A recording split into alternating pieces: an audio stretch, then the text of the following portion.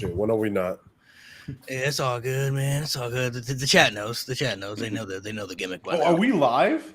Yeah, They know the routine. Oh They know shit! the I should have routine. shared No, the we link. do. What's the link? I'm gonna share it. You can just share the one I sent you. No. In the, oh no, that's the one to join. Just hold on, I'll send you the link. Wait a minute. It's on your YouTube channel, right? Yeah, hold on. I'll just send it to I you. can find it. Sorry, this is how we're starting. I apologize, people. I'm unprofessional. It's gonna be a good show though. We always start like this, so. Hey, we always late regardless. Live And right then here, right? shout out to the chat. Y'all loyal. Every time I'm in here, y'all live. I got it. Shout out to I'm the gonna chat. share it to my. No, I was here 4:50 p.m. All these people were late, not me. Just saying, I was here early. Blame I my was only job's late because I relief. couldn't get the link up and then my sound wouldn't work. I had to switch my iPad. All right, chat. Welcome back to the pod. Appreciate you guys for coming through as always. Today, today for the people in the chat, we are going to be strictly talking old school 90s WWE, WCW, maybe some ECW as well, depending on people's knowledge and ball about ECW, but strictly all things related from the past and the 90s. We're going to give some of our takes, some of our opinions, some things that we like, didn't like, some of the great things, some of the bad things. So if you're familiar with that, feel free to chat along in the chat. If you're not familiar, then we can put you on ball today, put you on game about some things in that area, maybe give you some recommendations of things you can go back and check out. So shout out to everybody else on the pod. Jade, who probably will be out for a little bit. He just lost his mom. So shout out to Jade, man. Condolences to his family. Condolences. Shout out to Lewis, G, Nate. All those guys are busy today as well. So, eventually we'll have everybody else back on the pod whenever everybody else is, able to do so. But we have some guests today. I'll introduce themselves. You guys can plug in your socials before we start as well. To everybody where they can follow you, check out your content. Everybody's been on here before, but some people haven't been on here in a while. So I'll let Justin go first, and then Alan, you can go after him, and then Sebastian, you can. Go after Alan, and then we'll dive into these conversations. I am Justin, the Wrestling Classic. You can follow me on the Wrestling Classic. Subscribe to my YouTube channel. I'm just here doing some extra work. Malik let me come through do some extra work. Got an interview with Dirty Dom dropping tomorrow, so make sure you subscribe to the YouTube channel if you want to hear from Dirty Dom. Bunch of different shows, TFC show, just yapping. Got a vlog dropping from SummerSlam weekend. I got to work with On Location and do that whole experience. So if you guys have been ever interested in that, you can see what that whole experience is like. But yeah, the Wrestling Classic on Instagram, PWC Worldwide on Twitter, Wrestling Classic on YouTube. I think Wrestling Classic on TikTok. Just subscribe, follow, like, and engage. I'd be very thankful and grateful for that. Lit. Back by popular demand, because I know y'all love me in that chat. Now I'm just playing. But anyway, Petty Endo 89, 32-year wrestling fan. Old school is typically my forte. Don't post as much on TikTok anymore, but if you want to follow, look at some of my old videos. Same as what's in over here, Petty Endo 89. And I'm just excited to dive into these 90s topics. I usually bring them into other conversations. So for once, this is my type of conversation, and I'm just happy to rock it with everybody. What's up, chat? I just learned right now I can read the chat on the side here. This is great. Okay. Yeah. Is it my turn? Yeah, go ahead, bro. Oh, okay. What's up, y'all? I've been here before. I was on the episode 77. My name is James Weezer, aka or just James, whatever you want to call it. My YouTube is James Weezer Official, and there I mostly make movie and hip hop content. I haven't uploaded in a while, and on my IG is James_Weezer24. Wrestling content is coming to my channel soon, so look out for that. All right, fellas. So we're gonna dive a lot into the conversation of the 90s, the good and bad, because there's some flexible years, there's some terrible years, and within the mix of everything. So before we dive into that, though, I do want to ask a question for everybody that's going to answer individually with their own personal answers. If you had to give your top 5 most important wrestlers of the 1990s, who would be on that list? Doesn't have to be in any particular order, just the 5 wrestlers that you feel, whether it be WWE, WCW, ECW, that you feel were the most important wrestlers of the 1990s. So Mo, I'll let Mo go first, and then we'll rotate. Shit. I'm trying to think of my 5th spot right now. Since you asked me the question earlier, I've been struggling with it, but shit, man.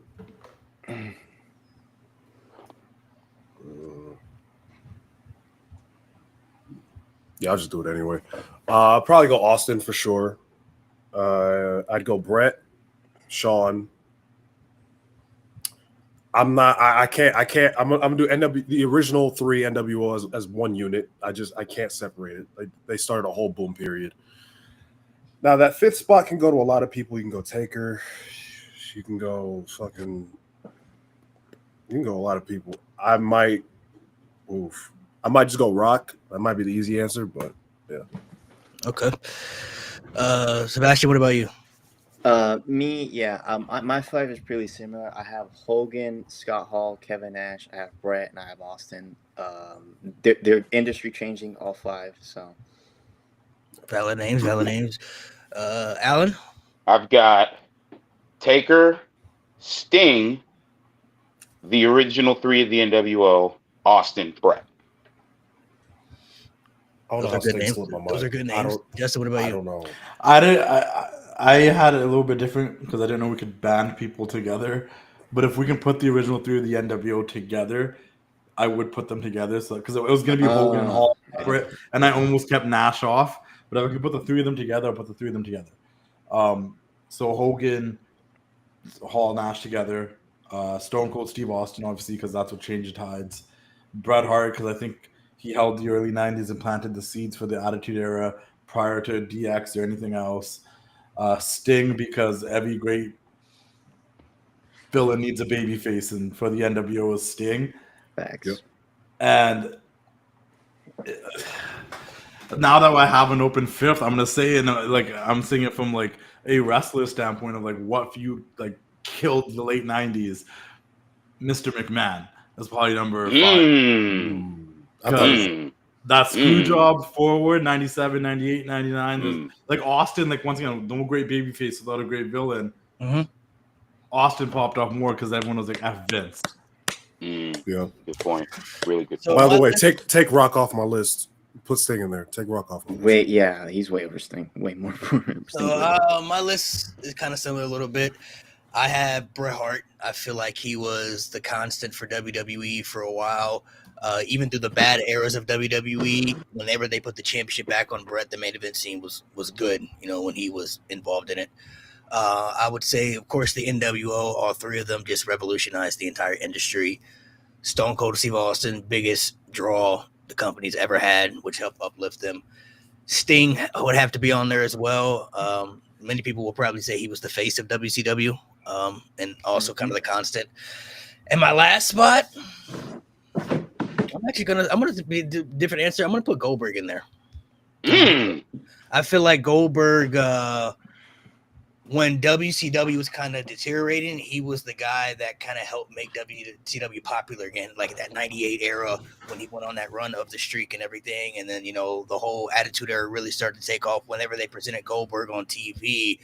He was somebody who was very limited, but was able to get so popular and so over and do the bare minimum by being their biggest star, just squashing people in the ring. You know what I mean? And just having a presentation that was like different from everybody else. I feel like there are certain superstars in wrestling that have certain vibes to them. Like whenever their music hits, you get the ultimate feel of, oh shit, like here comes that person, like business is about to pick up, or he about to kick somebody's ass type feel. I think Goldberg during that time for about, whenever the whole time the streak was alive, was kind of one of the vocal points of WCW before it officially really, died, after he had lost and everything. I think he was the guy that was really trying to help uplift them again after, they were falling down, during that time frame. So everybody else had good answers though. There's a lot of people in the 90s that, stood out during that time frame.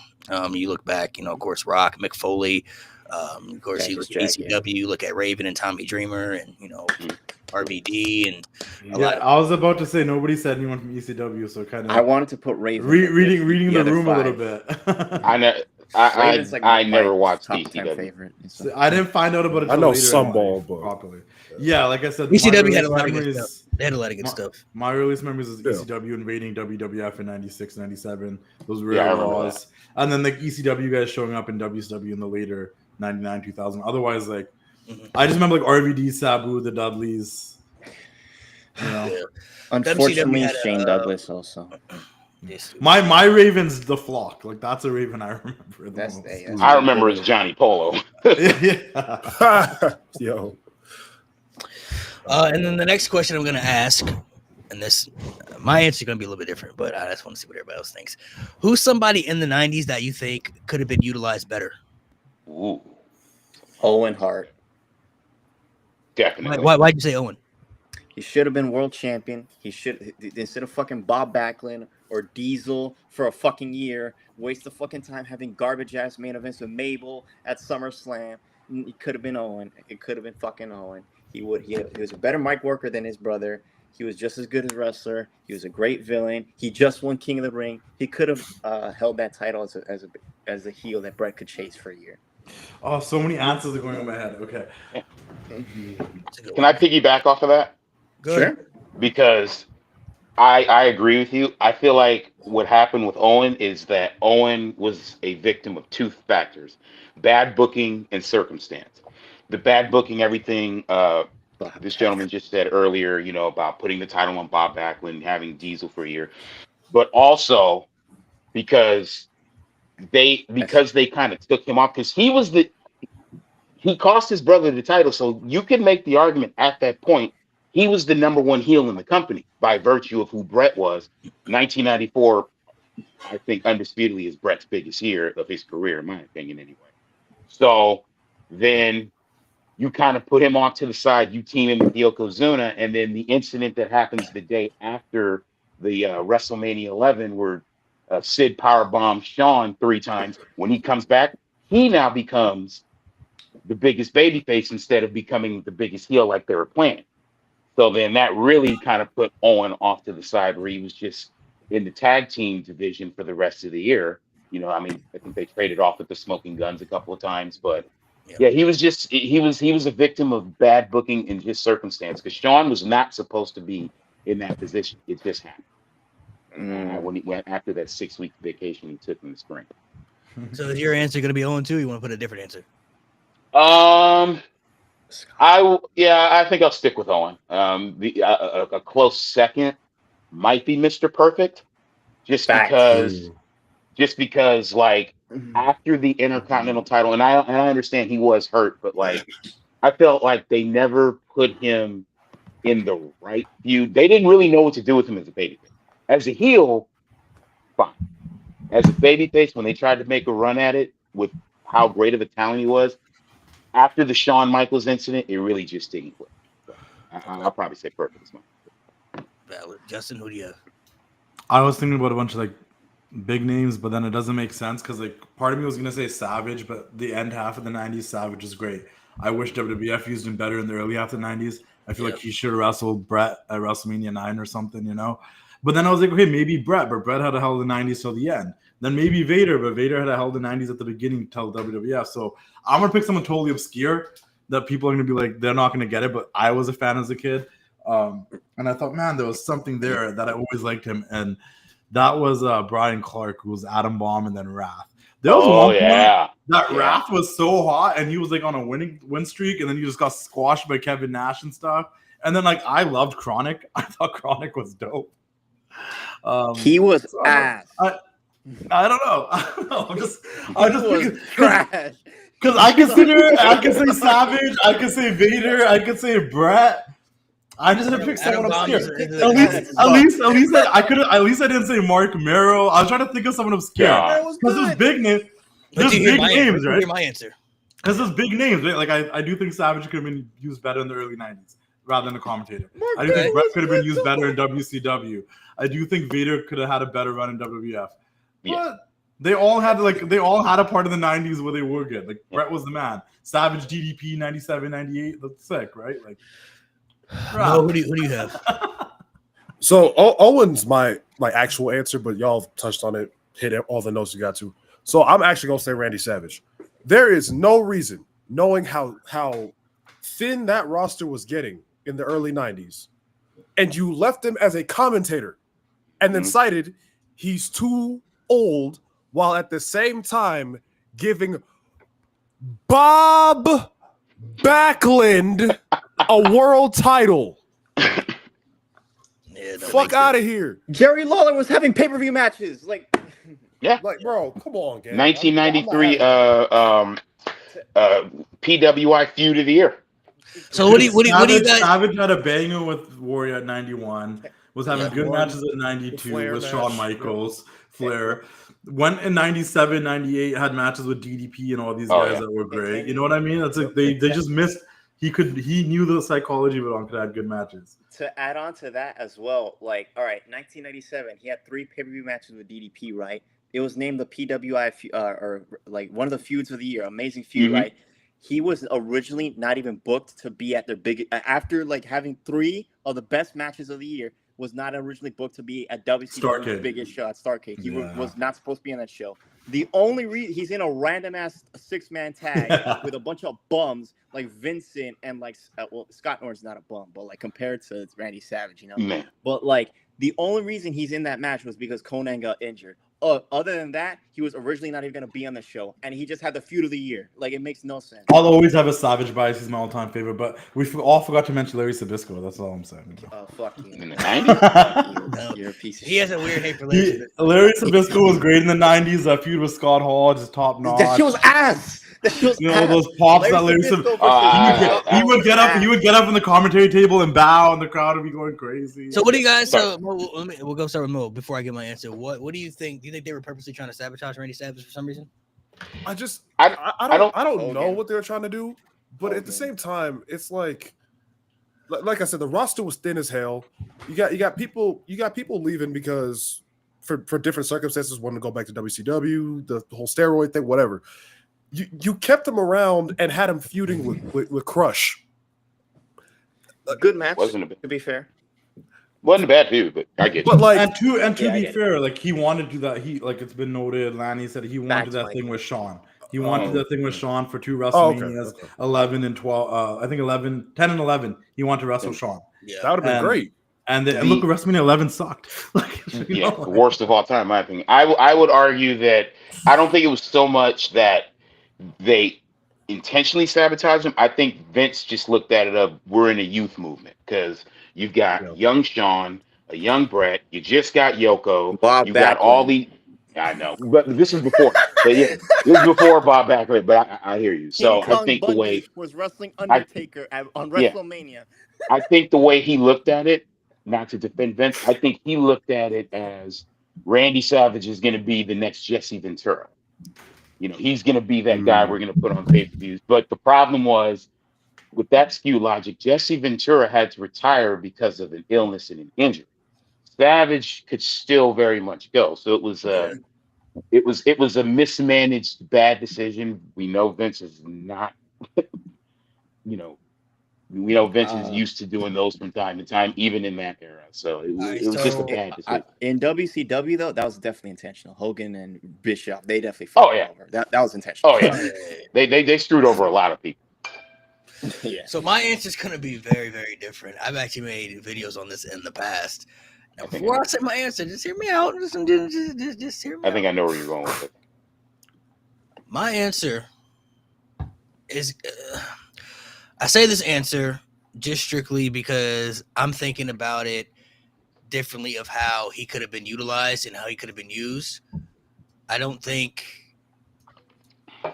this person, not saying he would have been like world champion or anything, but we're talking somebody who could have been used better. I feel like he could have been in a better spot. I'm gonna say Doink the Clown, bro. Hear me out though. Hear me out though. Facts. No, you're right. You're right. Mm. The reason I'm gonna say Doink the Clown is because I feel like, you know, they were doing a lot of those goofy gimmicks back in these time frames and everything, and you know, Doink the Clown could actually wrestle and put on good matches too. But this was a time frame where they had goofy gimmicks and was like over the top, right? I feel like they missed the opportunity to really push him as like a very heelish demon type clown, because a lot of people are afraid of clowns. Like there's a lot of people who are terrified of clowns. So I feel like if they would have used him to be like a Pennywise, you know, type of character where he was like a mysterious evil type clown, instead of having him to, you know, be the circus over the top clown baby face, you know what I mean? Like I feel like they could have done something better with Doink as a heel. Not saying he would have been like WWF champion or anything, but like even though he was a heel at one point, they didn't utilize him long as a heel, and then they switched him to babyface, and then he's coming out with Dink and stuff, and doing the circle back. I feel like Doink the Clown could have been somebody they could have really used as a top heel, just for the simple fact that people are afraid of clowns, bro. Like, you saw how people reacted when they saw The Undertaker for the first time, and all these people from that time frame.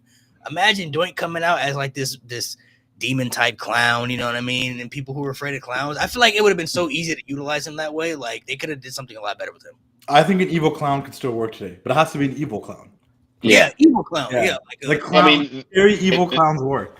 And there probably could have been more time and room for that had Matt Bourne not gotten fired. That's literally. That's when they So like that kind of killed it altogether. But even before he got fired, I don't know if they, knowing Vince, I don't know if he saw him in that light, because the stuff he was doing before, you know what I'm saying? Like, he had him as a circus act. He was a circus clown basically, and it was like, I mean, he did wrestle Bret Hart. Yeah, like, albeit the circus clown act is kind of like, I feel like the circus clown act is a hard thing to really work, because like I said, not everybody has clowns are phobias for some people. It's like spiders, you know what I mean? Like, some people like spiders, some people really don't like spiders. There's really no in between. I think clowns are kind of the same way. Some people are really afraid of clowns. Some people don't have issues with clowns. I don't have a problem with clowns. They don't scare me, but like, there are people out there who are legitimately terrified of them. So I feel like if Matt Bourne had that clown gimmick as like the crazy, clown heel, they could do a lot of cool things with that. I feel like the Joker, yeah. One last person, Joker's thing, yeah, basically.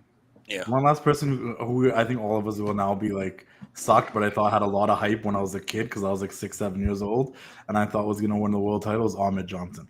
I thought that guy, Ahmed Johnson, man had so much hype in 1996. He was teaming with Shawn. He was the Intercontinental Champion, the first Black Intercontinental Champion. I was like, this guy's gonna be the world champion one day. And, there are certain wrestlers that you grow up on. There are certain wrestlers that you grow up on and look at that, because like for me, when I was growing up, one guy that I thought for sure was going to be a world champion was Chris Masters. Like, I thought. Yes. I thought you were gonna say like Luther Reigns or something. No. Chris bro, when they debuted Chris Masters, Tyson Tonko. When they debuted Chris Masters, when I was growing up, and he was very young, like 22, 23.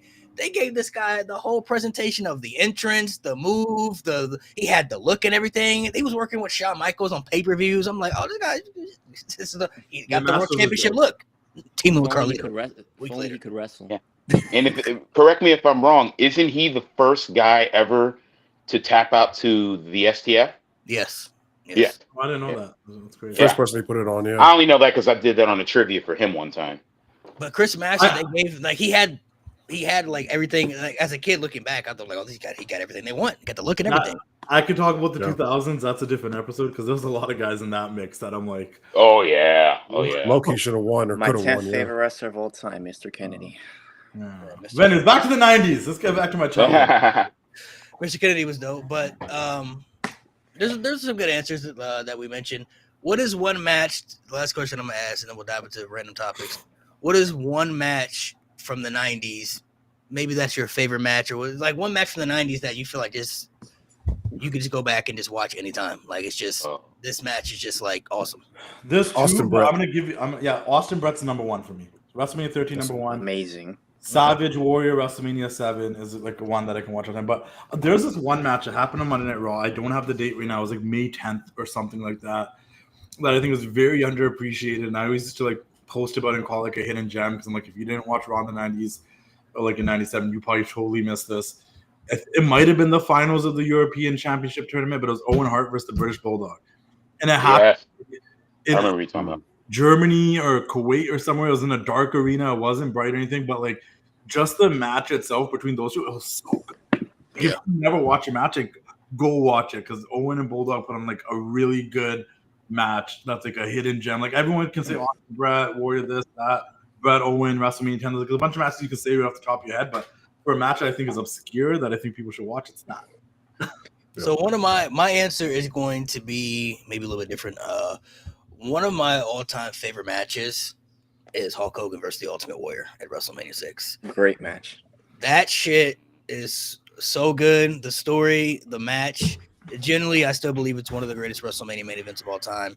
And when people say Hulk Hogan is a bad wrestler, I will always say he's one of 3 people to carry Ultimate Warrior to have a good match. So if he can provide a good match with the Ultimate Warrior, who was always gassed running to the ring, he was gassed in the match. Gassed in the match, and could barely do stuff. It's just a very good, well put match together. And I put my mindset back in that time frame. You know, babyface versus babyface was like unheard of. The champion, of the world champion, the intercontinental champion, the unpredictability, the people not knowing who's going to win, who they really want to win. And then the finish, I think, was so cool as well, where, like, you know, every time Hogan hits the leg drop, you think it's going to be over, and then he misses, and then the splash, and then the 1, 2, 3, and then he kicks out right at the end. It's like, is that close? Like, it's just very well put together. I genuinely believe it's one of the greatest matches that you. And it's crazy too, because I'm not the biggest Warrior fan. I don't think I've ever been the biggest Warrior fan. Maybe as a kid I liked him briefly, and it's not because of documentary. He wasn't my guy. Right. But it's crazy that you named a Warrior match and I named a Warrior match. Well, me and Malik have gone back and forth on yeah. I have a slightly different take. The only reason why I give Hulk Hogan his flowers, because I did the math on this. If you look at most of the arenas that, like the Wrestling Challenge or Superstars, when the Warrior came to the ring, it was a very, very short entrance. This is the Sky Dome, so this is probably damn near a football field that he ran to the ring, which is why he gassed himself out, and he wanted to go home earlier, and Hogan said no. So I look at matches. Yeah, the main event. Yeah, I look at matches, and this is probably the curse of being such a technical wrestling fan. I look at that match from a different standpoint. I'm like, move for move. I'm like, but the height, the moment in history, almost like Hogan Andre. Hogan Andre, I think, was a terrible match, but that slam will live in infamy. So I think Hogan Warrior is a much better match. compared to that, yeah, absolutely. Yeah. Andre couldn't move. He was broken. Oh. He almost didn't wrestle in that match. Shit. Mo, you want to give your answer? Yeah, I mean, Austin Brett, I think, is like the obvious answer for sure. Like, what more can I say about that hasn't been said already? But also, one of the comments that I forgot about, but that needs to be talked about more. Bret Hart and Diesel from Survivor Series 95. For some reason, 95 is the worst year in company history, arguably, right?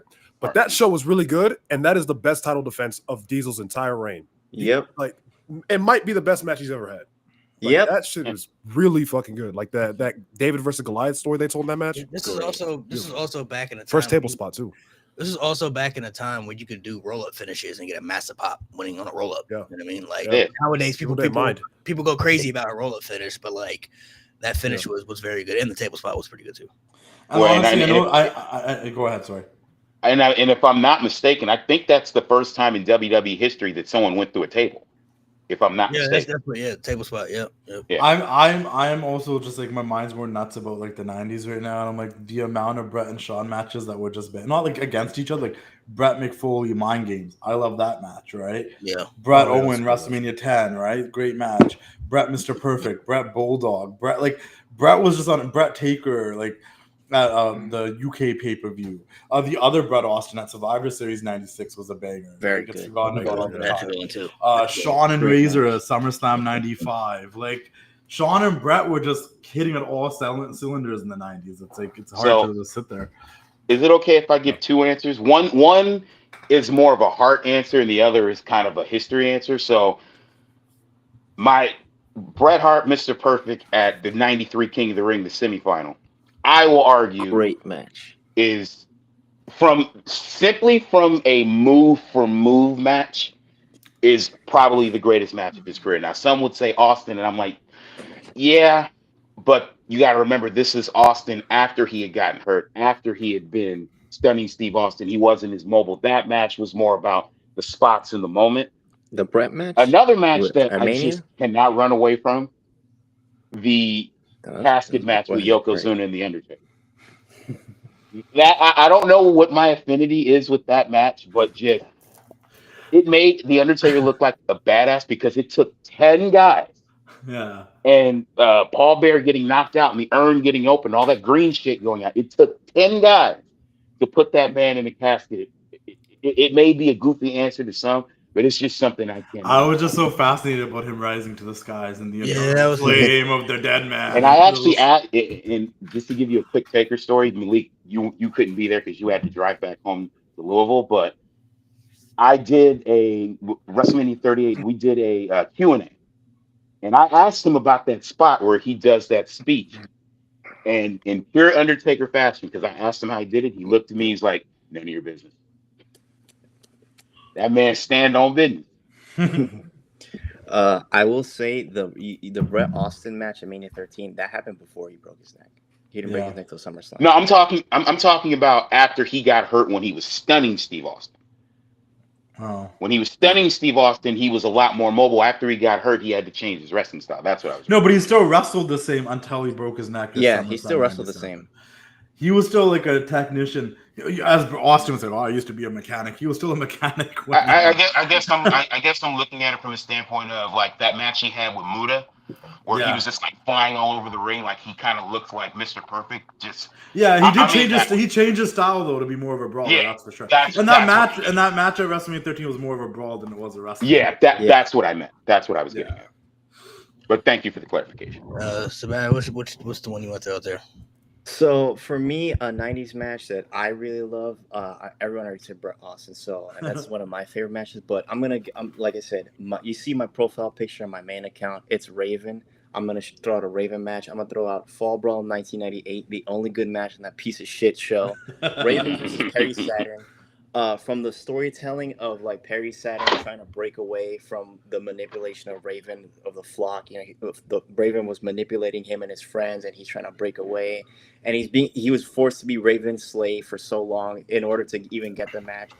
The story of like he's fighting against all the odds, and like it's really believable of how all these guys like Canyon and everyone's interfering, and Perry Saturn is still able to kick out of everything because like his heart is just too in it to win it. Raven being a great heel. The match itself, like that, even though it's like a hardcore match, whatever, it's mostly it's a lot of mat wrestling, and it's very good. Like Perry Saturn is a good worker. Raven is an underrated worker. So it's a very good match from a storytelling standpoint, from a in-ring standpoint. It's just all around just a very good match. It's a very great match. I'd say great match actually, and yeah, it's probably it's one of Raven's best matches.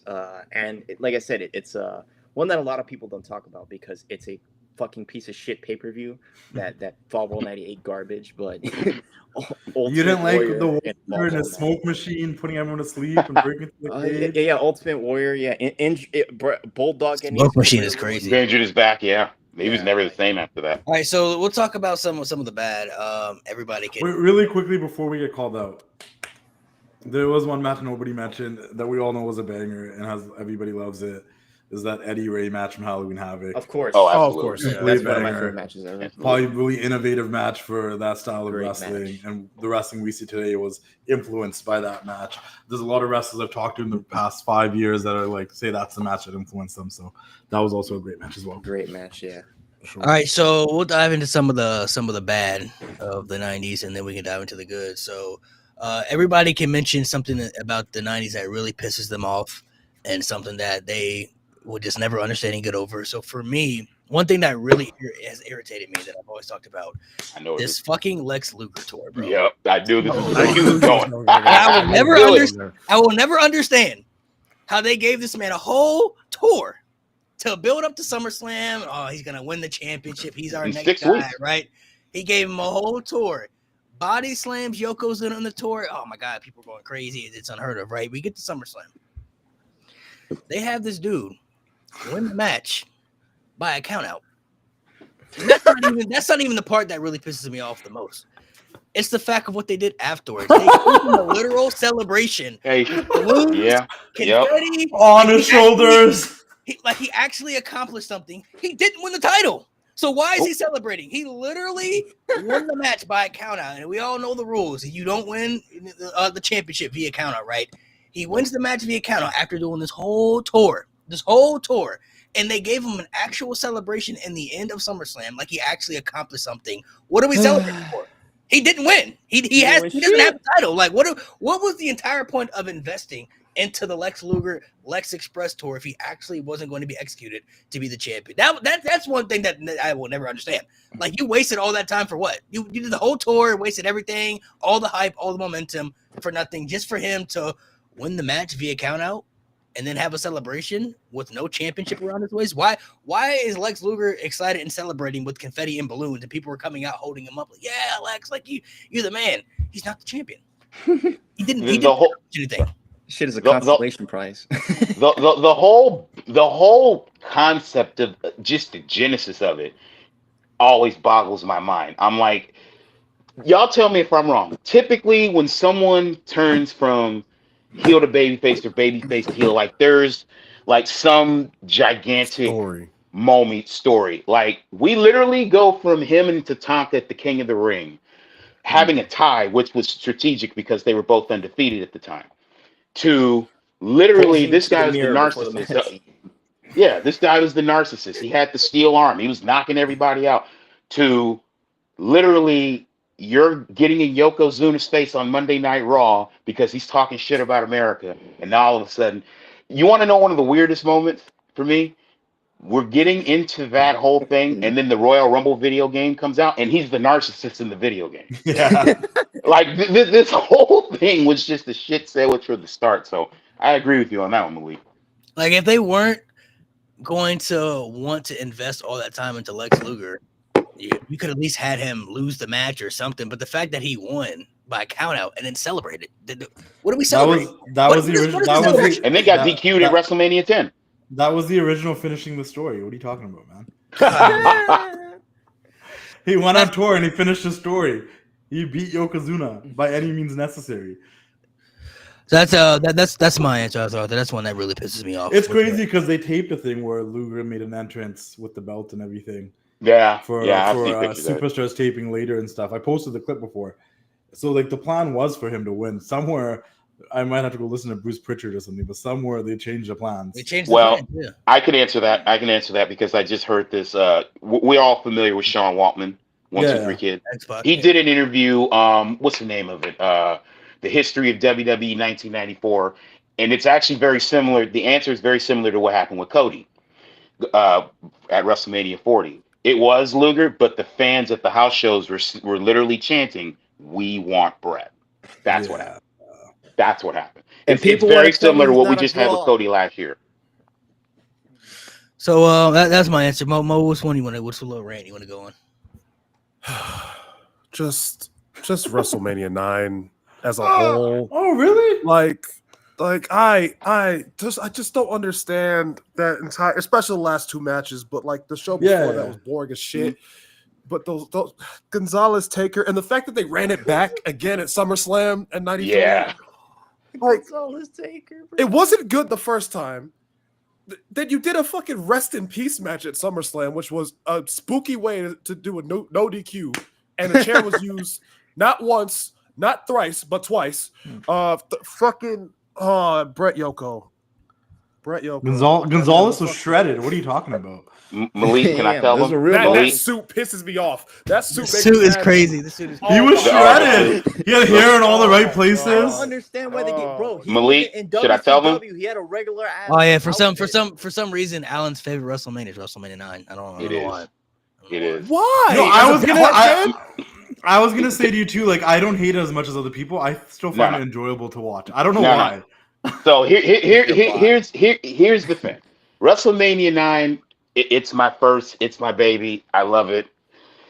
But I also understand how bad it was. Here's the thing that and the documentary did such a great job of pointing this out. The reason why WrestleMania 9 was so bad is you have to take into account the time frame. 1992, by far, from a PR standpoint and just shit that happened, was one of the worst years of all time. The amount of talent that left. The scandals, the loss of revenue, the loss of money. So now you go into 93. It's almost like when you have that college football team that was the champion, but all the good guys went to the NFL, and then you're left with, a lot of younger guys. They didn't have a lot to put on that show.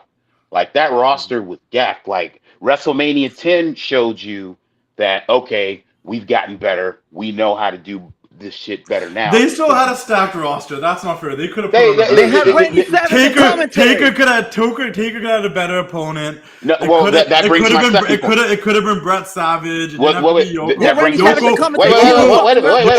That brings my second point. Yeah. Wait a minute. That brings my second point. What made it even worse was the booking. Let me see if I can get this right. Let me see if I can understand this. It's insane, bro. You had the best match of the best two matches on the card are the first two. You have Mr. Perfect and Luger. Mr. Perfect forgets. Like, he blanks out in the entire match. You have Hulk Hogan in a tag team match, and then he leaves and wins the world title. Yeah, it's pretty bad. But I'll give you one worse. Shawn, Perfect, Luger, I know. Taker. They had a stacked roster. Steiner. But you ready for this? I'll give you one worse. One I'll never understand. WrestleMania 11. Let me see if I can. It's worse than that. That is just boring. No. That is just a boring show. Let me see if I can get this right. And I'm not a football guy, so I didn't care about Lawrence Taylor. Yeah. So let me see if I can get this right. You have a mid 93 because you're building things up. 94, much better WrestleMania, much better Royal Rumble. You know, Shawn's progressing, Razor's progressing, Diesel wins all three titles in 1 year. You start off 95 with a banger of a Royal Rumble. Shawn becomes the first man ever to win to be the first entrant and win. That Shawn, Razor and Double J opener banger. Taker, IRS, banger. Brett, Diesel, even though it went to a draw, banger. We do all of this. You have all this momentum coming off of a better 94 than you had in 93, and you start off with a banger of a Royal Rumble, and this is what we get? This is what we get. We go from Brett and Yoko. You know, we go for 8 years of Hulk Hogan to Lawrence Taylor and Bam Bam Bigelow. The WWF Championship match doesn't even go on last. The Intercontinental title match, snooze fest. The only good title match would be the Smoking Guns against Owen Hart and a guest Yokozuna. Maybe, and I'm not saying we don't have a culture for football here because I'm from Canada. There is a culture and people love it, but I didn't care about it, so I didn't care about Lawrence. I was more excited even as a kid to see Pamela Anderson. Let me just finish this off with the biggest thing that pissed me off about that WrestleMania. As bad as we hated the Bob Backlund Bret Hart finish at Survivor Series 94. It is one of the greatest technical wrestling matches you'll ever see. I've actually never watched it back in so long. That match sucks. And honestly, of all these names you said, you brought up 1, 2, 3 Kid. I'm like, oh, we forgot to talk about that match. You brought up 92. I was like, oh man, we didn't talk about Bret and Piper at WrestleMania 8. Yeah. Another classic. Bret owned the 90s. That's all I'm saying. Drake Quinn, that's WrestleMania 12, buddy. And then we get this match, and for the second year in a row, we have Piper as a special guest referee. And the match ends with, what do you say? And then all of a sudden, Bob Backlund sees the light and he's the babyface. Worst WrestleMania of all time. I hear you about WrestleMania 9, but this made it much worse because at least with WrestleMania 9, they somewhat had a little bit of an excuse. WrestleMania 11 had no excuse to be that bad. Also, they had Piper. He wasn't washed yet. You can put him in a fucking match. He wasn't even washed yet. Put him in a match. No. That was the problem at the beginning of the era. They were using Bob Backlund, and they were still down to use Hogan, but they didn't want to use Piper. They didn't want to use Savage. Like, what are we doing? They're using Lawler. Like, what are we doing? Tell me about it. So that's my answer. WrestleMania 11. That's just one. I'm like, make it make sense. Bob Backlund, I hate you. Anybody else can throw out one. It doesn't matter who. Do you want to go next, James? I don't know. I don't really. All right. Well, WCW in general. There's so many goddamn WCW pay-per-views. Yeah. I can talk about Halloween Havoc 1991. Let's start with that one. The Chamber of Horrors match. The goddamn Chamber of Horrors match. You know what a Chamber of Horrors match is? It's a goddamn steel cage match with like 10 freaking people in it. Great talent, by the way, and also Giant Gonzalez. Great talent. Okay, you have Ellie got you it. have Scott Hall, you have Cactus Jack, you have not Barry Windham, like Arn Anderson, I think. You have a bunch of legends in this match. And you can't do anything because it's in a steel cage. It's like Abdullah the Butcher also sucked. He's in that match. He also sucked. You have a bunch of great talent in that match. All they can do is throw punches because there's so many things. There's like too many people in the same ring, and all they do is throw punches and hit each other with weapons. You get the object of a Chamber of Horrors match is to freaking. There's an electric chair hanging up in the ceiling. You have to pull a lever to bring down the electric chair, and then one of the teams has to put another member of the teams in the electric chair and electrocute them and like kill them, I guess, to win the match. That's the finish of the match. It's so stupid. And then to top it off, the finish is terrible because Cactus Jack and Abdullah Butcher are on the same team. Cactus Jack has to go and pull the lever, and Scott Steiner is about to be put in the chair, but then he does his belly-to-belly suplex on Abdullah Butcher. The problem is the chair isn't working like it's supposed to. So Cactus Jack is sitting there like an idiot, and he's literally looking at Scott Steiner about like putting his teammate in the freaking chair. He's literally his teammate, and he's just standing there, and he's gonna let. So then they finally the chair starts like working. So he pulls the lever. And again, the commentator Jim Ross has to say, "Oh, Cactus Jack thinks it's Steiner in the chair, but it's Abdullah." When really, Cactus Jack has been looking at freaking Abdullah Butcher the entire freaking time. So he just electrocuted his own teammate. But like, Shout out WCW. Stupid. It's terrible. I hate it. That's just one match. There was a lot of matches. There was a lot of matches where people were getting murdered in the 90s. Buried Alive, Casket, Hell in the Cells, Chamber of Wars. Hey, we killed White Castle of Fear. Yeah. Listen, guys, I know King of the Ring 95 gets a lot of flack. That's a terrible show. Let me introduce you to the real worst pay-per-view of 1995. Uncensored 1995. The Triple Cage. Here's the opening match. The opening match. That's 96. Rhodes and Oh, Barry shit. Darsow, the Repo Man, Crush from Demolition. Two great workers. And a King of the Road match. Do you guys know what a King of the Road match is? They're fighting in the back of a match truck. in which the two combatants have to fight in the back of an 18-wheeler, an open 18-wheeler, driving with hay bales in the back. And the entire time they're shaking. They can't.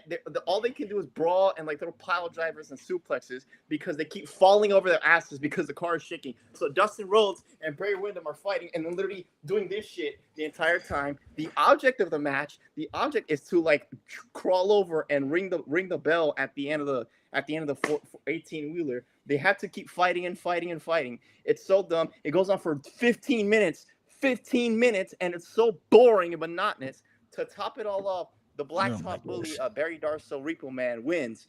And guess what, guys? In a pay-per-view called Uncensored, where there's no rules, it's unsanctioned. Everything's crazy, right? Everything's crazy. The two guys start bleeding. Guess what happens? Fired. They get fired. They get fired because they bled on a pay-per-view called Uncensored. They got fired. That's how Dustin Rhodes went to WWE to become Goldust, because of that stupid-ass match. Up next match, Hacksaw Jim Duggan versus Haku, a.k.a. Meng, in a martial arts match. Hacksaw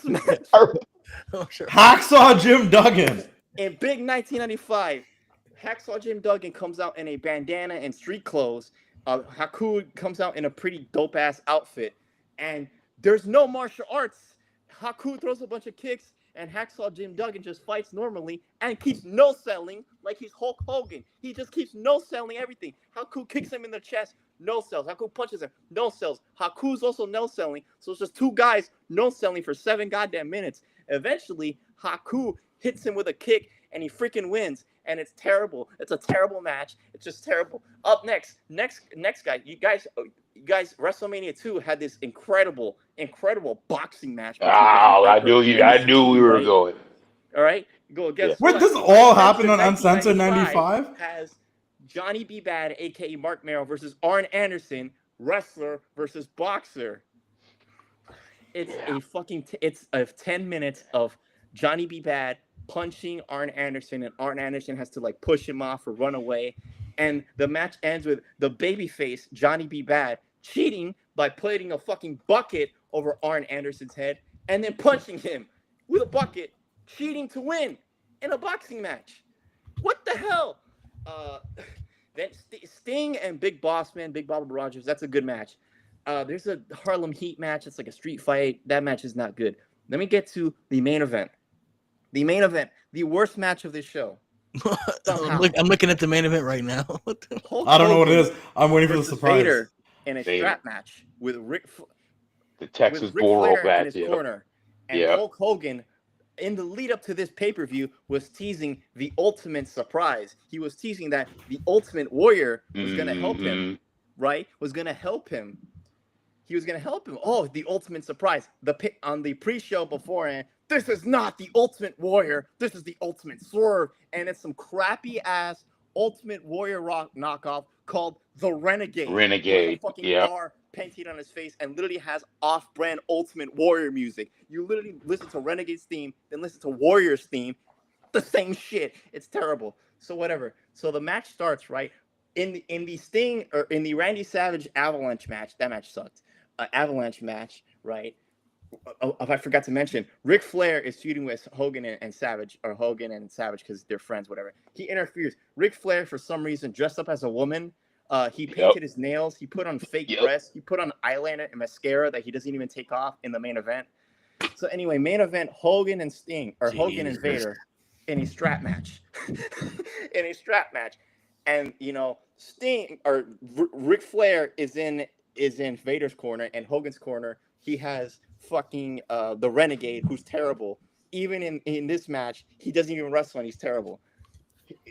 Like, so the match starts, they're brawling with a strap or whatever. Most of the match, the camera's focused on Ric Flair running away and trying to sell for the Renegade, who looks stupid the entire time.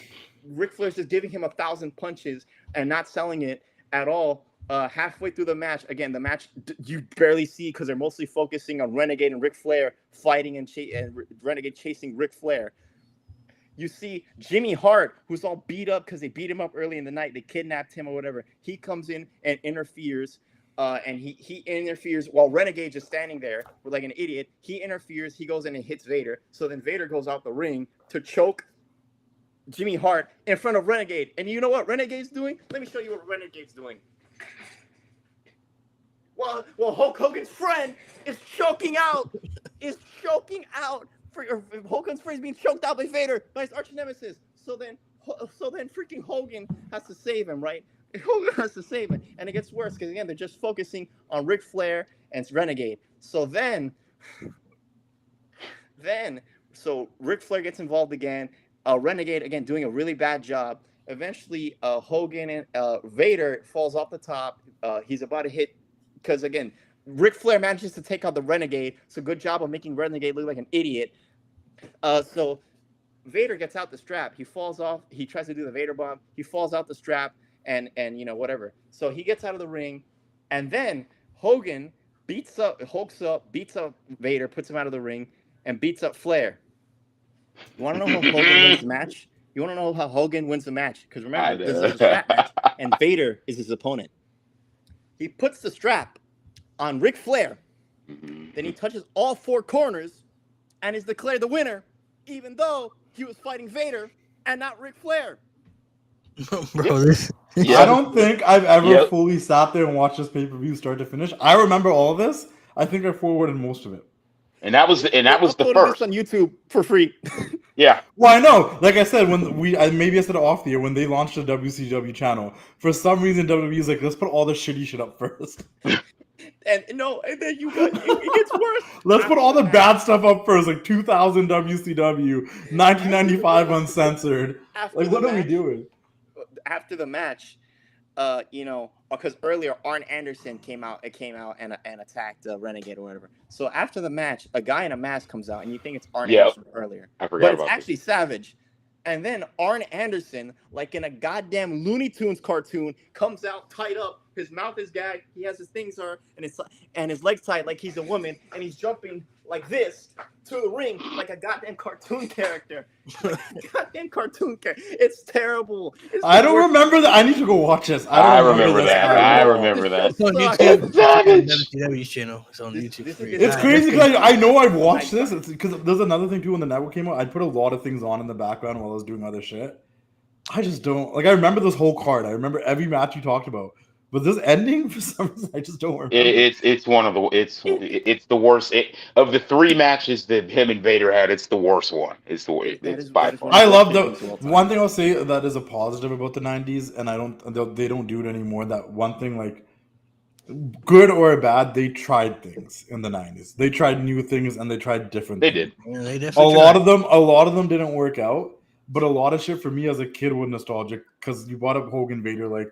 That bash at the beach that actually happened on a beach was so cool to me, and it's still so cool to me. The road wilds that happened at the bike rallies were cool to me. Sturgis. The spring break nitros when the ring was around surrounded by a pool and you were just waiting for someone to go in the water was cool to me, and that shit we don't get no more. I mean, AEW tried with the Jericho Cruise and stuff a little bit. They did it one time, but like. I just like that they tried shit like that. And they tried to put wrestling in the most randomest venues, and it doesn't because like nowadays sometimes. It doesn't matter for the most part what arena they're in. Everything just looks the same. Yeah. If you didn't tell me what arena they're in, I'm just gonna be like, this is the show at this place. We used to go to malls and all types of stuff, man. Malls, all types of crazy shit. Like it was cool as a kid, or like just growing up watching that and being like, what the hell, they're wrestling on the beach? I take my own little toy wrestling ring outside with my action figures and play outside and be like, it's bash at the beach, because like you could believe that was true. It's just I'll give them the credit for that. Yeah, like the aesthetic and the ability to try to do different things. Yeah, they did dumb shit like wrestle in the back of a truck, but like at least they tried to do some unique shit, right? We play it too safe these days. And I think it's because we're in a culture now where everybody just loves the wrestling. Like we love we want good matches, which is also fucked because we have such a. If you told me right now, if this was an episode about the 2020s and tells the best matches, I don't even know where to start because we get good matches all the fucking time on a weekly basis on TV, on Dynamite, on Raws, on like it's like I don't know, but like you can ask for the best matches right now. We're like, oh, WrestleMania, SummerSlam, King of the Ring. Maybe that one rare Raw match. It's just a different time. I don't know. Yeah, Brett 1, 2, 3 King. Yeah, so let's dive into this conversation. We'll start with Alan because you're the biggest Bret Hart guy. Why do you feel there's a lot of negative Bret Hart energy in this modern era? Do you feel like people just don't connect with Bret because maybe his lack of character, or do you think maybe you had to be there in real time to watch him to maybe fully understand? You think maybe he does some things to himself by things that he says, in interviews and other things? Like, what do you feel like there's a disconnect and a disrespect to the legacy of Bret Hart? Because when, people say, he's a top 10 wrestler like of all time in WWE, some people say, oh, that's crazy. How can he be in the top 10? So what do you feel like there's a misconception attached to Bret Hart's legacy for? I think it's a combination of all of it. I think a lot of fans, there's a couple of answers I can give you. A lot of fans that don't connect with Bret, yes, obviously the lack of in-ring character and mic skills basically until 97, where a lot of people would think he was boring because they're not looking at the match, they're listening to what he says. But that's primarily because a lot of the big names were talkers. Hogan was a big talker. Flair was a big talker. Savage was a big talker. We go back to, we go further up, Austin Rock. So there was kind of an expectation that you kind of had to be able to do both. And since he was only more so in the ring, he kind of gets knocked for that. I don't really argue with people on that. I think there's also bad talker. Huh? He was never even a bad talker. That's the thing. He wasn't a bad one, but I'm just saying, as opposed to he wasn't the energetic guy. Like Sting could do both. Sting would be like, I'm hungry and I'll eat you like a shark, and then give you a bang of a match. Bret gave you a banger of a match, but you didn't really care what he says. I can count his good promos before 97 on one hand, but it is what it is. What I will say in terms of it always boggles my mind when people get upset about, the things he says, because Bret Hart's never one of those guys that comes on social media and just tweets and talks shit. Everything he says, whether it be Goldberg, whether it be Montreal, whether it be the status of wrestling today, whether it be a Triple H match, they're all interviews. He's always asked these questions.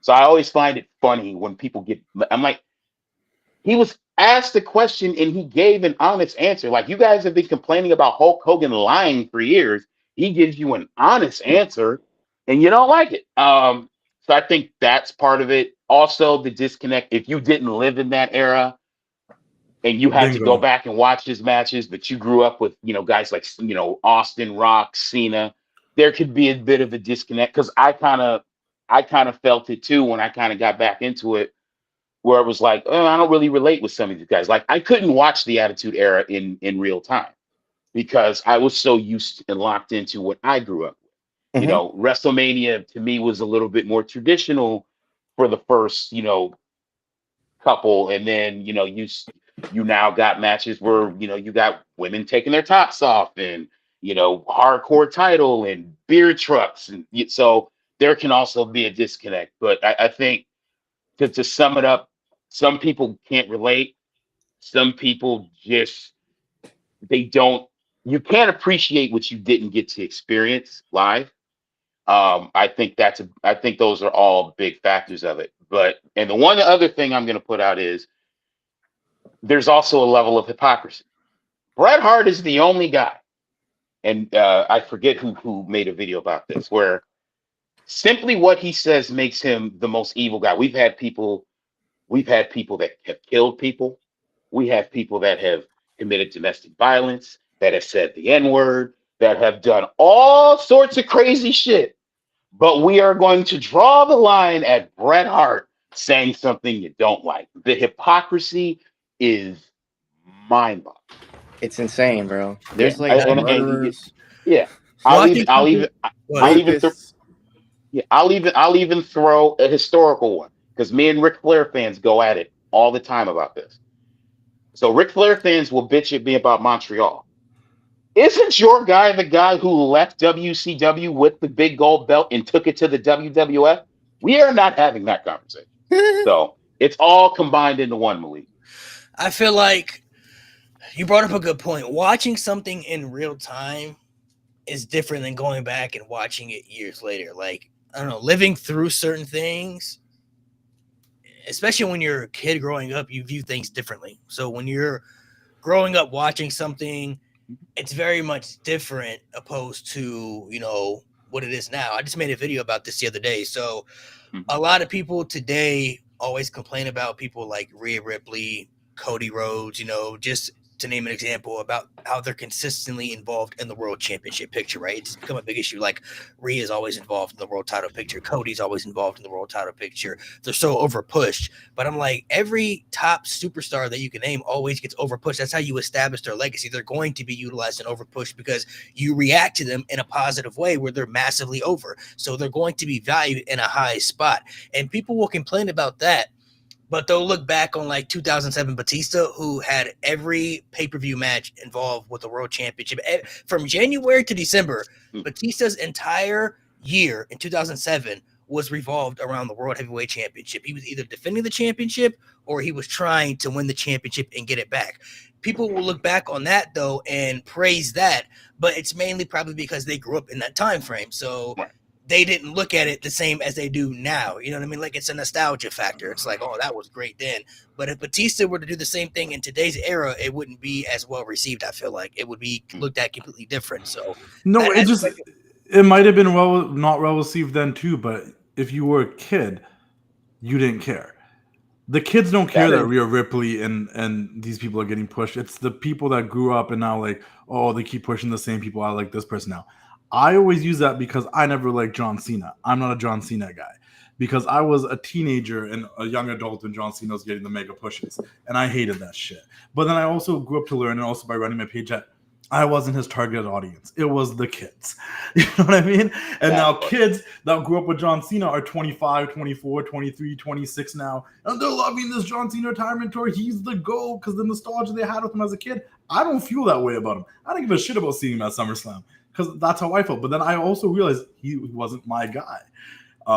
Nostalgia has a big part to play with it. You're not wrong. I just think because the people will be like, oh, like wrestling fans complain in every era. I've been running Wrestling Classic now for 11 years, and we've gone through at least 2-3 eras.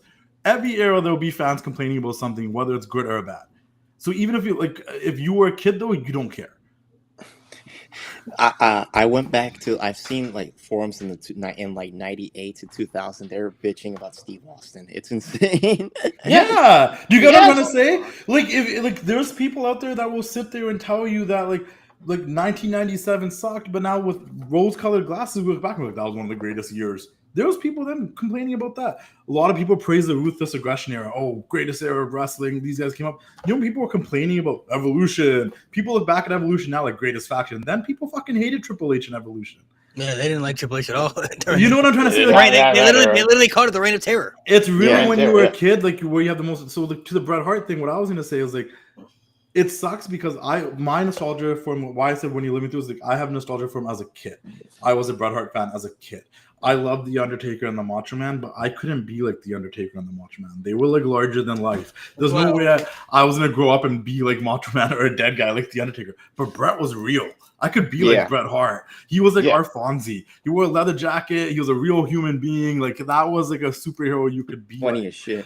Everybody has different targeted audiences and appeals to who they like, right? And, so, you know, even in this era, what I always try to do is have an open mind. So I understand, like for Cody Rhodes, I understand who his target audience is. I understand why he gets pushed the way he does, and I know what he represents for the company. So I understand he's different than a Roman Reigns or somebody else in that particular spotlight because everybody has targeted audiences. You know, kids have audiences they look up to, and kids don't view the same things as adults do. So when you're an adult, you start to understand things more, and you might start to nitpick things a little bit more. Like, you know, this person not my cup of tea, this person my cup of tea. But I always try to tell people you just have to understand the values of different things. Like, you'll go back and like something from your childhood, but they could do the exact same thing in this era, and you'll say it's bad, not realizing that they've already done that, you know, previously. You just don't look when at we look back and talk about the era that we enjoy the most, like we can sit there and be like, man, we love the 90s. We love Austin, Brett, Sean. There was some old head that's older than us being like, well, you weren't around for Bruno Sammartino. That was the era. It's always going to be a thing. You weren't there for the Four Horsemen in their prime. Yeah. And there's another thing about Brett that I really want to touch on before we move on from Brett. Mm-hmm. There was a lack of nostalgia for Brett for about 10 years because his career ended early, because he couldn't wrestle. Where guys like Sean got to come back and Taker got to keep wrestling, and guys used to come make appearances, this and that. Piper was making appearances, would wrestle, won tag titles with Ric Flair. Ric Flair was still wrestling. Brett never got that. So there's a generation of young kids that heard about Brett but never really saw Brett wrestle. And can I just end it with this? Because and I won't get too much into it, but Malik knows where I'm going with this. Literally, the people that, you know, have those things to say or negative opinions, just for those who do not know, just remember, we don't have ladders without Bret Hart. We don't have Steve Austin and basically the entire Attitude Era because the screw job started it. So it's like, if you're gonna talk smack, just know your facts. That's all. And I've interviewed Austin. He's like, I wouldn't be who I am without Bret. Yeah. Stone Cold never beat Bret Hart, but walked out of it a bigger star. Yes. The double switch was crazy. He beat him by DQ. And the last thing about the nostalgia thing, and like how like kids and adults have a different perception of wrestling. After WrestleMania 33, or was it 32? One of them, I don't know, everyone was booing Roman. I jumped on the bandwagon for fun. I don't even hate Roman. Never disliked Roman. At that point, I already realized how this works. So I was like, oh, he's for the kids. But everybody in the arena is booing Roman. Monday Night Raw after Mania. So loud. Everyone's booing. I'm booing. I'm sitting in the shitty seats. I'm a boo. And I look over, and there's this little kid dressed up like Roman Reigns, has the glove on, doing this stuff. And he looks at either his mom or his aunt or whoever he is with, and he's like, why is everybody booing him? Mm-hmm. And that's when I realized I'm too old for this shit. I should just enjoy wrestling. Well, the thing is, bro, because it's not for me. I'm gonna like it regardless of the fact. So why am I sitting here booing this man? I don't care. So that's a good point for you. So maybe to go to Justin, since you're Canadian, what do you the same question I asked Alan? What do you feel the disconnect is for Bret Hart, or the disrespect? Do you feel? I think I said a lot of it, the lack of nostalgia for him. I think now he's getting there. Like the last 5-10 years, because of guys like CM Punk and FTR and a lot of people coming out of the closet being like, Bret inspired me. He's finally getting his flowers. I think there was a point where it was all about the guys that were active. Like I said, Sean, Taker, Flair, guys that was because Brett couldn't wrestle, he couldn't come back and do stuff. He had a better relationship with WWE, but he never had like a great relationship with WWE. I don't even think still he does. You know, like he comes once in a while, he doesn't come back. Yeah, like he hates comes, Triple H. yeah. Well, that's always going to be a thing, right? And there's always going to be a sour relationship there, regardless, right? So I think that's part of it. And then also, like everybody loves honesty until they get offended, then you become an asshole, and that's Bret Hart. Because that part, I've interviewed him multiple times myself, and you know, his family trusts me to know not to make him say things that are going to be taken the wrong way. But other journalists and reporters aren't like that. They want the headline. They want the YouTube video that's going to go viral. They're going to ask him about Bill Goldberg or something they know he's going to go into and be like, fuck that guy. Because they want the clicks and the things, and he's never going to lie. I'll tell you now, Bret Hart, I told you guys, I hung out with him one time, I was showing him wrestlers, and he will sit there and be like, this person's the shits.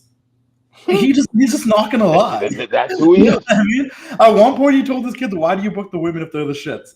The kid's like, "Well, we need women's wrestling in the card." Then he's like, "Find better women." Like, you know, like he's not gonna lie. And it's not that he hates women's wrestling. He likes Sasha Banks and Charlotte and other women's wrestlers. It's just he's just gonna be honest to whatever he's feeling in that particular moment. He will not lie to you. I'm telling you from like. I picked this guy up from the airport, brought him to a show, dropped him off. Like I spent time with this guy. He does not lie. Like, do you guys think? So the big mystery. You think the screw job is a work, or you think it's real? It was real.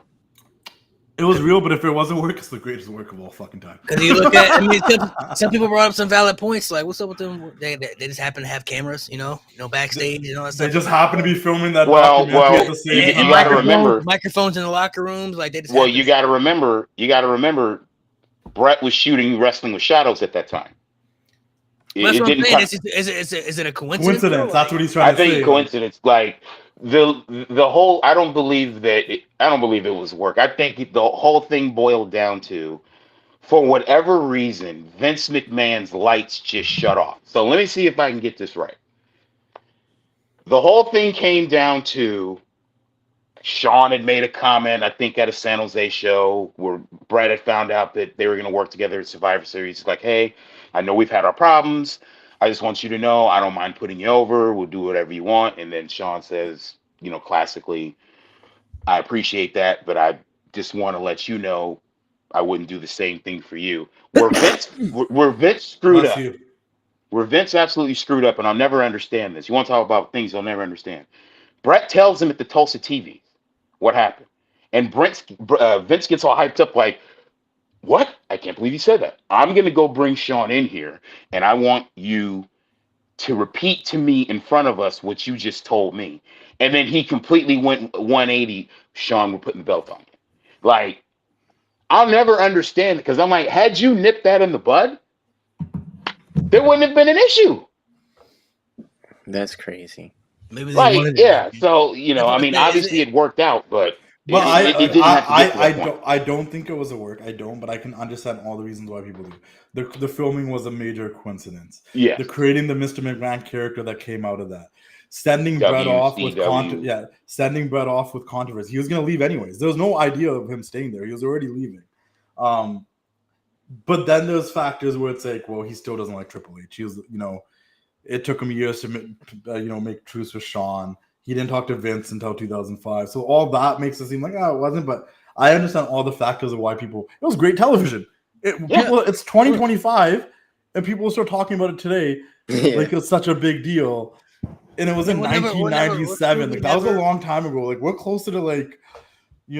It's not even the 1997. Like it's the most infamous moment in wrestling history, and it's not even the original Screwjob. It's just like we still talk about it. It's I mean, like Justin said, if it's a work, it's the greatest work of all time because we'll never really know the answer. The only people who know are Vince, Brett, and Sean, and other people involved. But even if it was a work, if they were to come out and say that, how many people would even believe it? You know what I mean? And if there's one thing I learned from old school wrestlers and like being around them and talking to them and interviewing them and just hearing stories from them is that like they're fucking all workers. They're worky even when they're not even meaning to work you because it's just in their nature. Yeah. Hogan. It's just they're workers to like. No, I don't want to say about the new age guys because I think most of the new age people grew up fans and then got into wrestling. That's why I'm like nowadays a lot of wrestlers unless they come from like NIL in the athletic world and never cared about wrestling, can't call as marks because half the wrestlers are marks now. But back in the day, the OG wrestlers, where kayfabe was a serious thing and it was a different generation, like they work till they die and they will work you till they die. Yeah. Harley Race. Yeah. Piper, Hogan, Flair, Savage, Brett Flair, like that generation, they will be workers till they die. They will sell you in whatever story they want you to know till they die.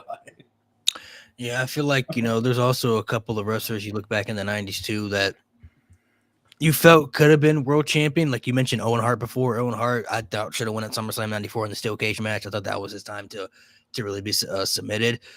Razor Ramon is one to me where I'm like, he put the title on Diesel, but I was not the biggest Ramon. Razor fan.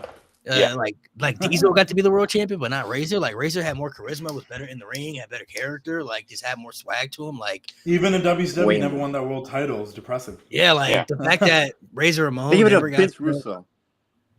Well, in listening to interviews and the sad part, and Malik, you can attest to this because we went to WrestleMania together.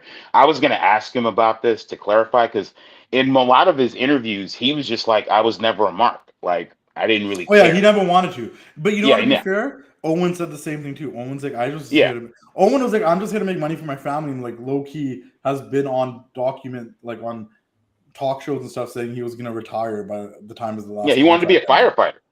Yeah, he's like, I was going to retire and go be a firefighter and spend time with my family in like 2003 or whenever his contract was going to eventually end. Like, a lot of like I said, a lot of these guys back in the days, like they're workers, but they weren't a mark for the title, a mark for the dream, a mark to main event WrestleMania.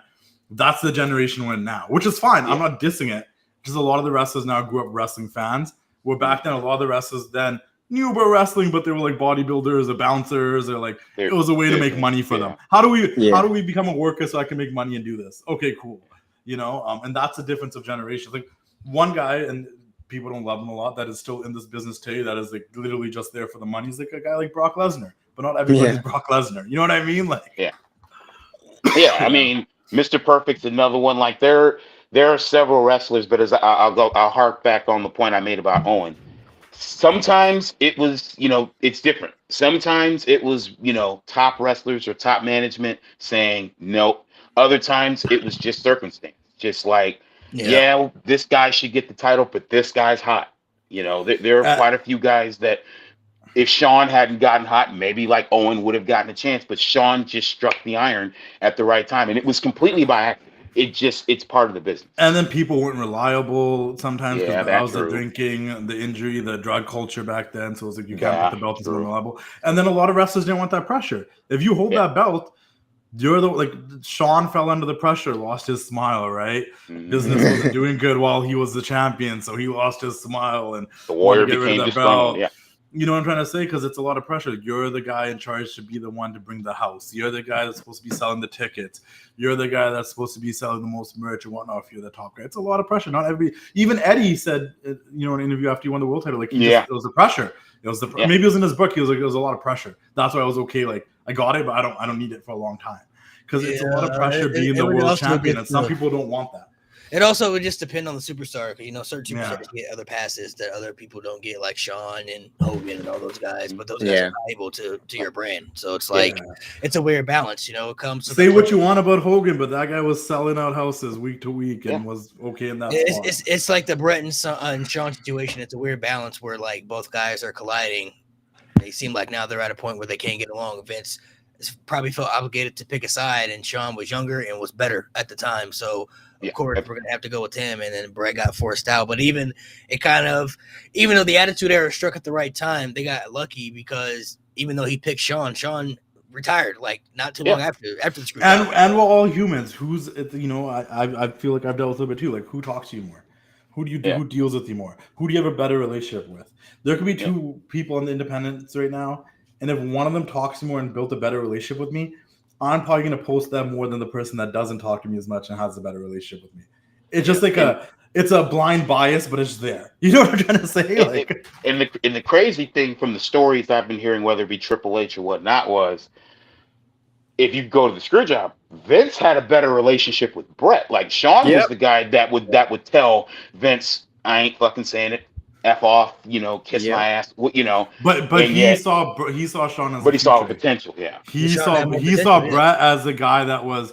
Brett was the guy. Brett had his time. Brett had his 5 years. You know what I mean? Even though it was mixed with they were a damn good Luger. 5 years. They were also at a Yeah. weird stage. Vince also had the mindset at the time, like once you hit a certain age, that was kind of like it for you. He did it with Hogan, he did it with Savage, Man, he did it with. And you also got to take the money concept. He knew he could keep Sean at a certain price. Brett wanted to get paid. If you want to get paid that much, go to WCW. Well, here's a good business practice.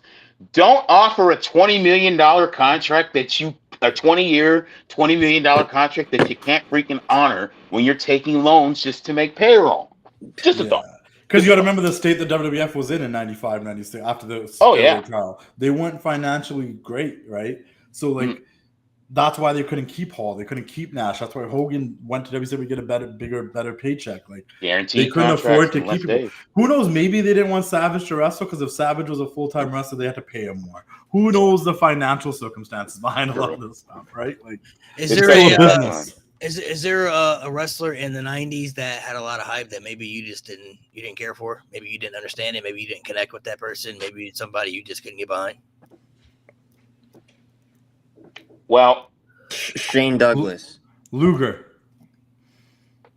Y'all know, okay. But that's a lie. I like Luger in WCW because I just thought he was jacked. Now, as I said, I'm more of a technical, satirical type guy when it comes to wrestling, especially in that era. And I know I might get a couple of eye rolls, but Ric Flair. And the reason I say that is because while he could talk, if you look at the majority, because he had some bangers in the 90s, but most of his matches were the same. Like, one of the biggest knocks I will always have against Ric Flair is you wrestled Macho Man Randy Savage multiple times. This is the same Randy Savage, mind you, who had like a whole sheet of yellow notepad paper of moves for the Steamboat match in '87. Like, this is how much he understood in-ring psychology, and all of your matches are the same. So I didn't get it. I kind of get it now, but I didn't get it growing up. Like, what's so special? Okay, he talks a lot of shit. He gets beat up in the ring, and then he just walks away. Like, okay. Like, I just didn't get it. In the 90s. In the 80s, that's different. 90s. In the 90s, I just did not understand. If anything, his matches in the 2000s were more the same. With 90s. It's because then he had a formula, Yeah. I liked Ric Flair. In the 90s, but also I'm a big promo character guy, and I just love the shit he did. Like the elbow. I like everything. If you're good at everything, I like you. There's some people I just sorry. You can be a great technical wrestler, but if you have no personality, I don't fucking care about Lance Storm. I do not care. I fucking do not like Lance Storm in any way. Like, the nigga, you're boring. Get off my screen. There were some. I'm trying to think. I didn't expect that. I didn't care about. I didn't. Like, I like him now and I appreciate him now, but I didn't give a rat's ass about Alex Wright in the 90s. He used to annoy me. Alex Wright. I like him now. You know what I'm trying to say? I can see that. I didn't really care for Canyon a lot. Whoa, I didn't care for Canyon's a great wrestler. That's kind of crazy. I didn't care for Horace Hogan. No one cared for Horace Hogan. Nobody cared for Horace Hogan. I'm trying to think of the Attitude Era. There's a bunch of people in the Attitude Era too. I was just kind of like Hardcore Holly didn't really do anything for me. I liked Crash. There's more mid card guys who I'm just like whatever about. I can't put my finger on it. I liked Ahmed though. I had an Ahmed face. I liked Farouk. I liked The Nation. I liked The Godfather. I love D'Lo Brown as my head shaking shit. He was good. I'm trying to think of but there was certainly guys. Jeff Jarrett used to piss the shit out of me. But he can but now looking back, I'm like, great heel. But at the time, go ahead. I don't know. Just go right ahead. I think my the sour taste in my mouth I had for Jeff Jarrett was I didn't care for the shit at the end with WCW, but then I didn't really pay attention to him into the WWF until I went back. Ironically, it's on YouTube, but it's not on an official channel. I watched In Your House 3. That match he had with Shawn Michaels when he had the roadie Jesse James as his manager. I was like, oh. No, he's a good as an adult with adult eyes, he's great. That match made me see him in a different light where I had to go back and look because he would have probably been another answer, but I had to go back and look like, Oh, you were okay. You were that guy. I never cared for Mabel, but I liked Viscera. All right, Jeff Jarrett was a good worker. His character was just so insufferable, and he was way too Yeah. pushed. In WCW, he gave me nothing. He gave off mega mid Carter, but was feuding with Hogan and Sting. Like, you're not on their level. Why are you winning the world title?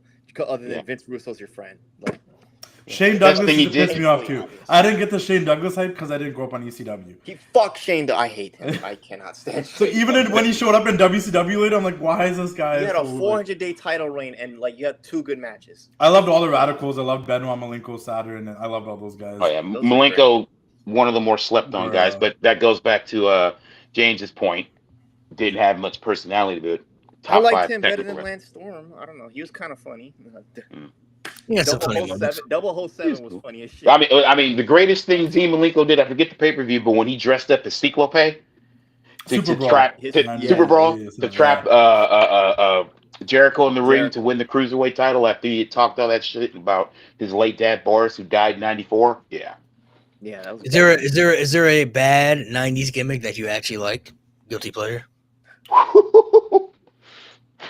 Hey, listen, This man. is probably a lot. Malik, there's nothing bad about the greatest wrestler of all time, the Repo Man. There's nothing bad, so at all. There's nothing. He's the greatest wrestler of all time.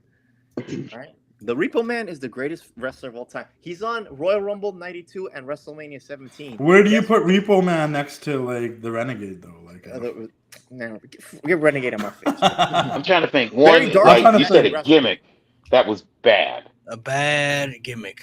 because it was a. I'm not gonna lie. For me, I don't know what it was, but I like Mortis, bro. I like You know what? I like Mortis and all that whole Yeah, situation. Mortis. I like the look, the presentation. I like Glacier. I think only because it's just coming back to me. Only because we talked about this. There was a question we had on one of your previous episodes. You had me on here. As bad as the gimmick, and it wasn't his fault. It was just how racially insensitive it was. But I am a big fan of Kamala. I am a big fan of Kamala, even though I like the concept of it. But then I look at it as a black man with a big belly and stuff like that. I'm like, hey, you made that work, even though you probably shouldn't have been in that position. It's But crazy. you made that work. The beginning of the '90s looks nothing like the end of the '90s. I mean, Not to say fun that. fact. Early Fact. '90s WCW. Fun was like fact. that. Kamala is the first wrestler in WWE history to get sealed in a coffin. Fun fact. I'm trying to remember of all the occupational gimmicks, and I can't. Like, I'm like, okay, there's Duke the Dumpster. There's Duke the Dumpster, Sean, the Goon. Sean, yeah, the Goon. Sean, Shane Skip, was the Skip the Body Donnas. Good lord. Body Donnas. Hey, but Repo Man was the goat. Skinner. Skinner. That The might be Stalker. one. Do you remember Barry Windham as a stalker? Oh my god. What was Terry Gordy Papa as Shango? Terry The Gordy was the Executioner. executioner. Somebody said, did anybody touch up on Diesel and Mabel from SummerSlam '97? My '95. My favorite gimmicks that were horrible was Or 95. I don't know what's fake Diesel, fake Razor. Top two. Oh God, Glenn Jacobs. His second role in WWE, Glenn Jacobs. We had a fake Diesel. Diesel. We had a fake Razor. We had a fake Sting. We were just rolling out with the fake Isaac Sting. Yankem DDS. Let me not forget him. Yeah. I see the dentist version, yeah. 95, the overall, probably maybe the worst year in WWE for sure. Even WCW, you look at it. Wow. Yeah, I ranted about Uncensored earlier. I met El Grande Americano this past weekend, and I asked him if he knew the Patriot, but he said he didn't. Oh God, poor R.I.P. Del Wilkes. Let me respond to what you said, Malik, because this is what I will always say about the new generation era when it pertains to WWE. Now, yes, 1995, booking wise, pay-per-view wise, across the board, might be the worst in history, worst WrestleMania, in my opinion. But the one thing I will defend about that year, and I will defend about that era, is it is the greatest era at that time for development. You got to remember, in this same year, Steve Austin was brought in, Triple H was brought in. The next year, we get The Rock. And by the time the Attitude Era started, all three of those guys were pretty much ready to go. So while it was bad, it was the greatest era for development. the development of your star, even if they left, Razor, Diesel, Yokozuna before that, but then you get those three, and then those three became the faces of your next era, which paid off all the bills and sets you forward. So 95 was a bad year. I don't even know what Rock's original gimmick was, but that sucked too. Rocky Maivia. No, but like the blue chipper, like what was his actual character? Like his character was that he was Rocky Maivia. That's crazy. No. When he came out to the ring the first time, Jim Ross said he's a blue chip. He's gonna be somebody. Yeah. The Sultan, Rikishi, when he was the Sultan, that was some good stuff. That shit. Oh my god. Quang, remember Quang? I do remember Quang. What's crazy about Max Moon. Aldo Montoya. I used to think Aldo Montoya was cool. His little yellow getup and shit. What's crazy about Rock and Austin, because I've heard stories and stuff about this, is that so Vince always wanted The Rock to be like the next guy. Like he's always had ideas of people that he liked and people that he looked at as somebody that could be money makers and everything. He always wanted The Rock to be one of the next big stars and that next guy. Austin was never looked at as the same when he first came in. He was the ringmaster, and he never really saw any potential into Steve Austin until the popularity started to increase. And then the Austin 316 promo at King of the Ring and shit. So it's like, it was kind of undeniable at that point. Like, how can we not capitalize on this where we could still make that guy a big star? But now we got this guy too, and we could have him at the same time. Like, how can we not capitalize on that opportunity? We'd be stupid not to. So, the 90s were always, 95 and 96 were years of developmental for certain people, yes. But when you look at the overall quality, man, some of the worst people you get. King of the Ring is one of the worst shows ever. King of the Ring 95. Uncensored is one of the worst shows. WrestleMania that year, some people say is the worst WrestleMania of all time. The Royal Rumble match in general, the lack of aura in that match is terrible. Like all around, just bad year, bad shows, bad gimmicks, bad stories. Like what people don't talk about a lot either, like the wrestling, the attitude era on a weekly basis wasn't great.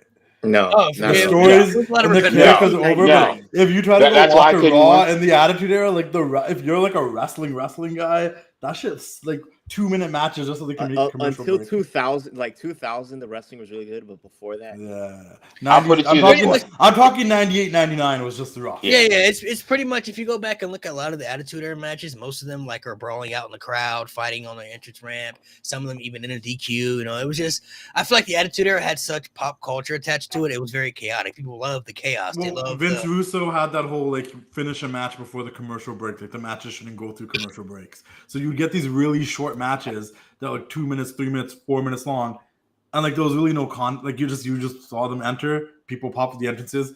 Maybe there's some shenanigans at the end. You knew the winner, but everything in between didn't matter.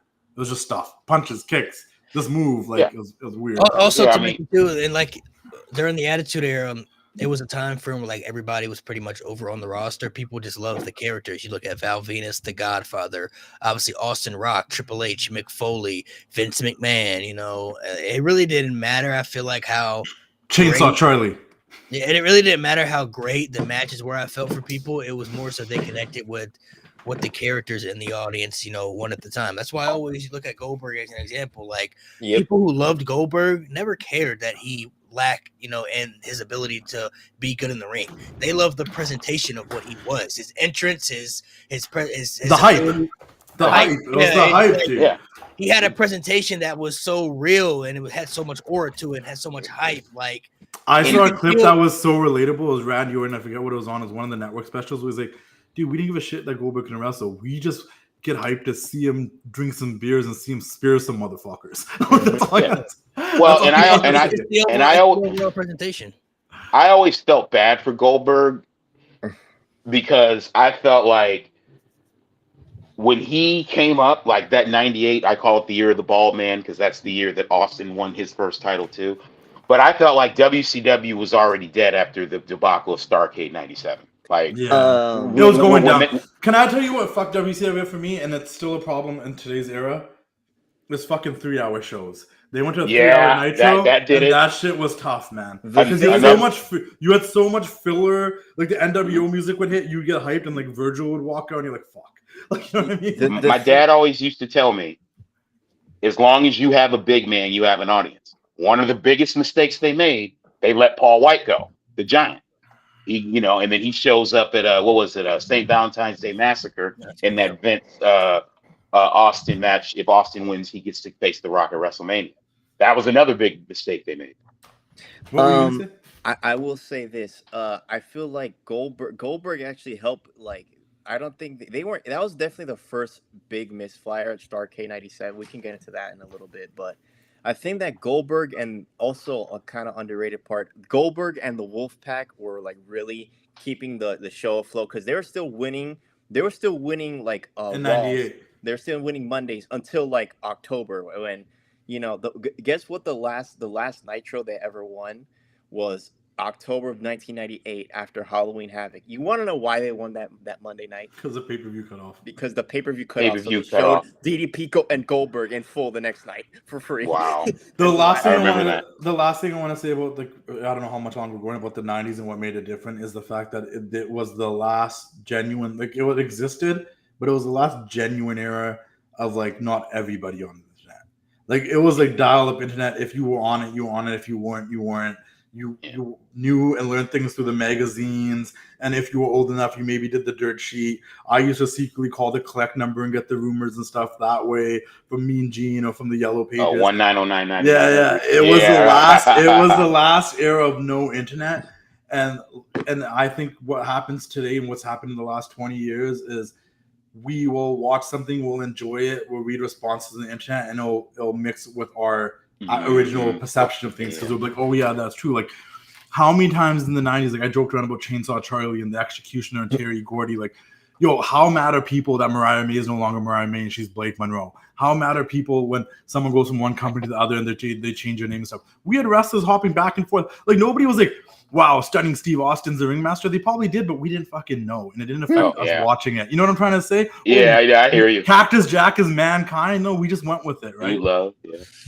We went with it because we did back in those days because there's nowhere to complain besides to our actual friends. You know what I mean? Like, and I think the internet, as much as it's helped wrestling, it's made wrestling a bigger thing. Like we get to do things like this because of it. It's also kind of fucked wrestling up because it's given people an outlet to come on there and say this sucks, that sucks. Well, let me find out what's going to happen before it happens. And I find that because there's so many times in the last 10 years because I stopped reading dirt sheets and I tried to not. When I started my stuff on Instagram, there wasn't a lot of news Instagram pages in 2014. That started in the last 5 years, and now there's all the news Instagram pages. All the news was on Twitter, or Reddit. It wasn't on Instagram. I was able to avoid it. Now I can't avoid it. But I remember moments where I'd pop and I'd be like, holy shit, I didn't see that coming. And people in my comment section, well, Dave Meltzer said this was going to happen like a week ago. Like, how did you not know? I'm not looking for that fucking information. I don't want to know things. I like to genuinely be surprised. I'm happy that nowhere was it written that fucking Brock Lesnar was in talks with WWE again. He might be coming back and he just showed up. I'm happy that I sat there and thought that Seth was actually still fucking hurt. Like, you know what I mean? Yeah. I like to get worked because it makes wrestling still enjoyable to me.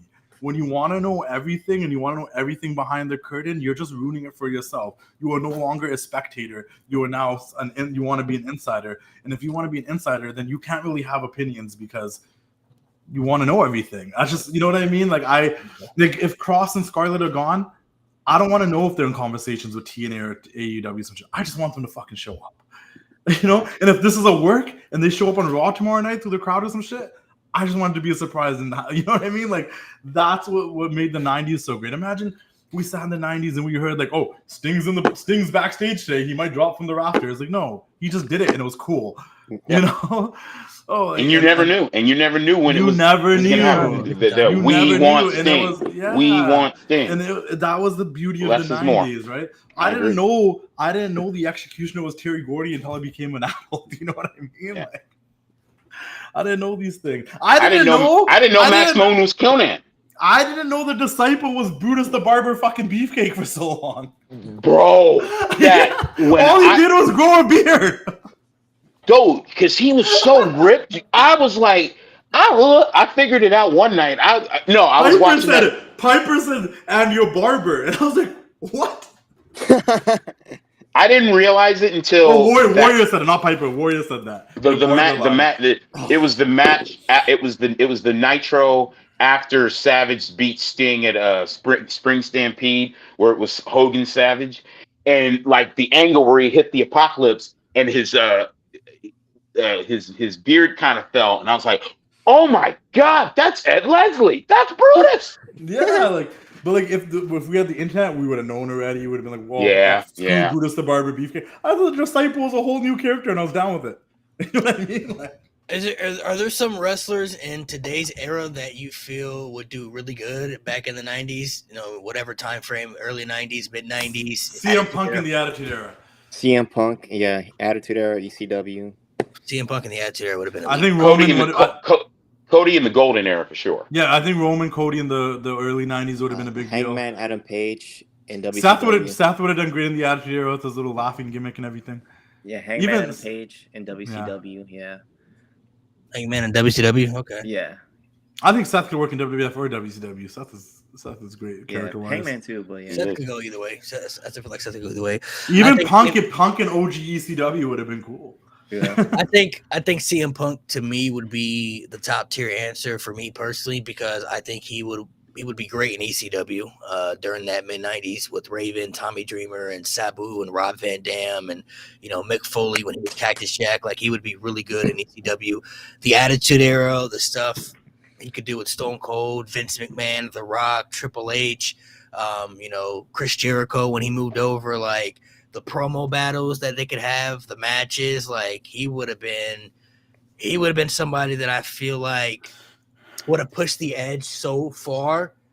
I think he could have been up there with Steve Austin, like popularity wise, and somebody who pushes the edge extremely far. Like Steve Austin pushed the edge far, but he did it to a gimmick standard where it was good for the product. I feel like CM Punk would have done it where it was like breaking kayfabe, where it was like, I don't think he's supposed to be talking that way. I don't think he's supposed to be doing that. He would have been like the anti-authority guy. He would have been the rebel. Kind of like Pillman. Yeah. Good job, Mr. Booker, man. MJF was built for the 90s. Yeah. Oh God.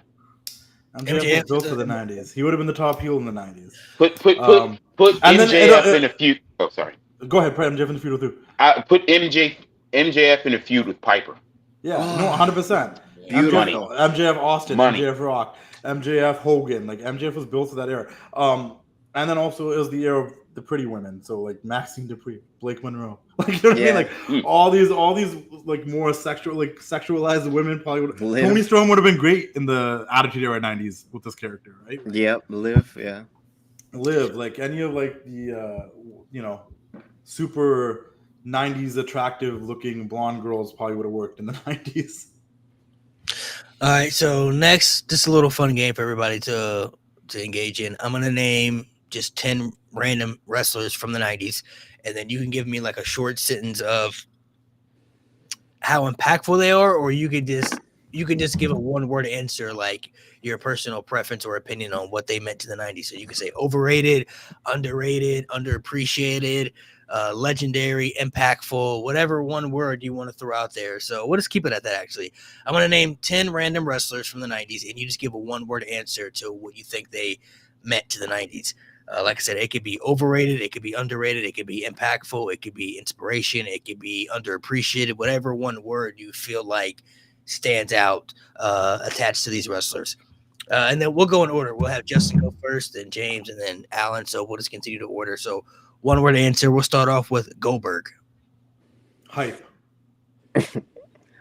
Aura. I would say massive. Mick Foley. Can I say 2 words or do I have to say 1 word? You can say 2 if you have to. Hardcore legend. Underrated Mike. Risk taker. Bret Hart.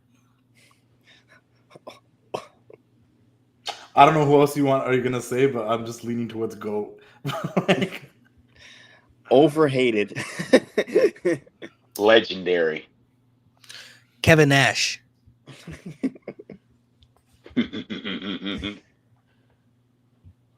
Financially smart. Smartest worker.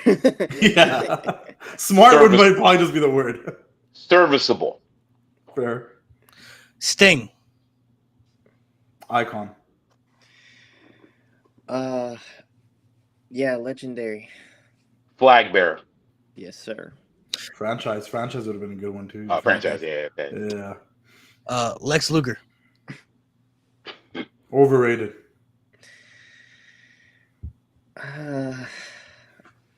Did the best he could. Interesting. I'll be nice. And I say what you want to say. No, I'll switch it. Circumstances. I'll leave it at that. Okay. Gold Dust. Ooh. Underappreciated. Underrated. Passionate. The Rock.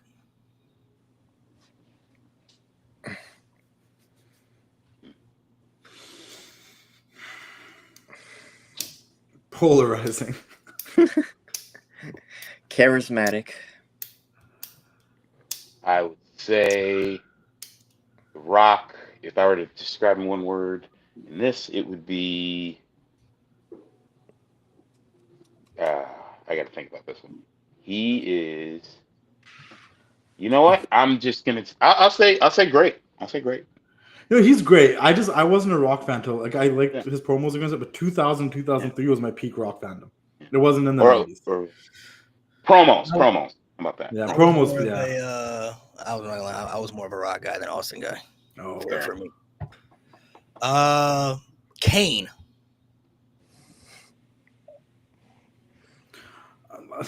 Honestly, I don't know. Honestly, Kane, Glenn Jacobs, everything you went through in the 90s, Fake Diesel, Isaac Yankem, honestly, just hard worker. Honest hard worker. Underutilized. Patient. Yeah, that's probably a better word. Very patient. Resilient. Dedicated. Committed. Yeah. Persistent. The Ultimate Warrior.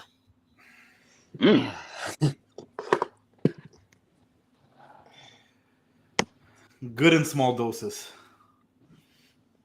Scumbag. Oh, Good Lord. missed opportunity. Oh, missed opportunity. Okay. I'll throw out two more just so they can be on here because I know some people are probably gonna be like, where is this person at? Undertaker.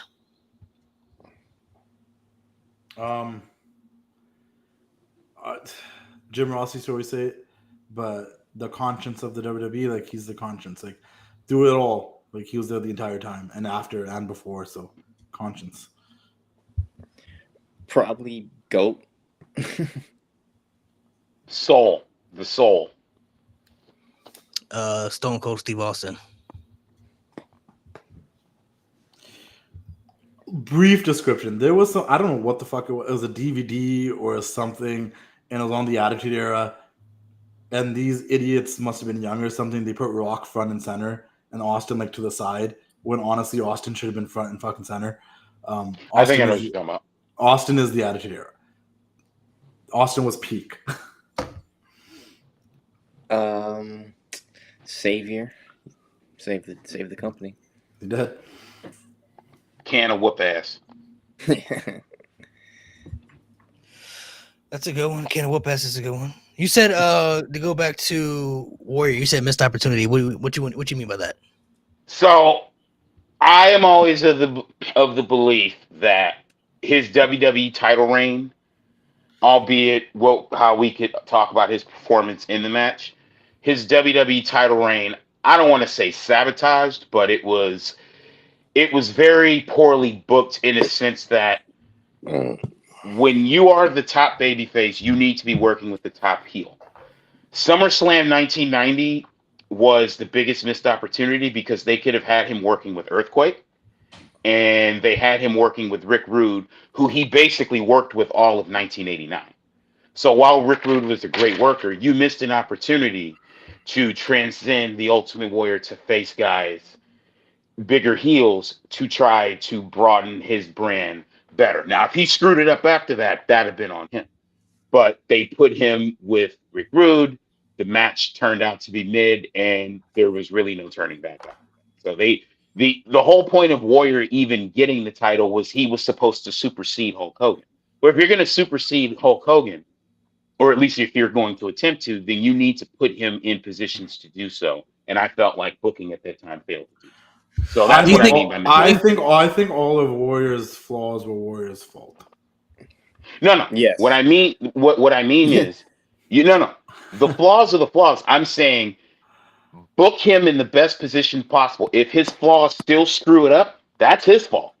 You're not wrong about the booking part, but like I Yeah. feel like they handed him opportunity after opportunity. They brought him back in '96. He no-showed. They brought him back in '92. He wanted a high. He held up Vince for money. You know what I mean? Like Well, 92 he got fired. 96 actually Vince kind of screwed him over. The no-show was because he talks about this in his dad's funeral or something, or I don't know. Well, no, that was what happened was when he came back. I don't know if you remember this, but you remember how he had his own comic book? Yeah. They promoted it on fucking TV every week. Yeah. Yeah, and that was part of it. But there was something with the intellectual property where feel the power and always believe. So always believe was supposed to be his intellectual property, and then feel the power, which the NFL has now, was WWE. And then Vince at a trade show had all of WWE's merchandise on his side, and that's what that was about. So and then like the multiple stories you read in books and heard on podcasts, like Brett really went into like how like Warrior was never good with the Make-A-Wish kids and would kind of brush. There's that classic story. Like it's just personality, right?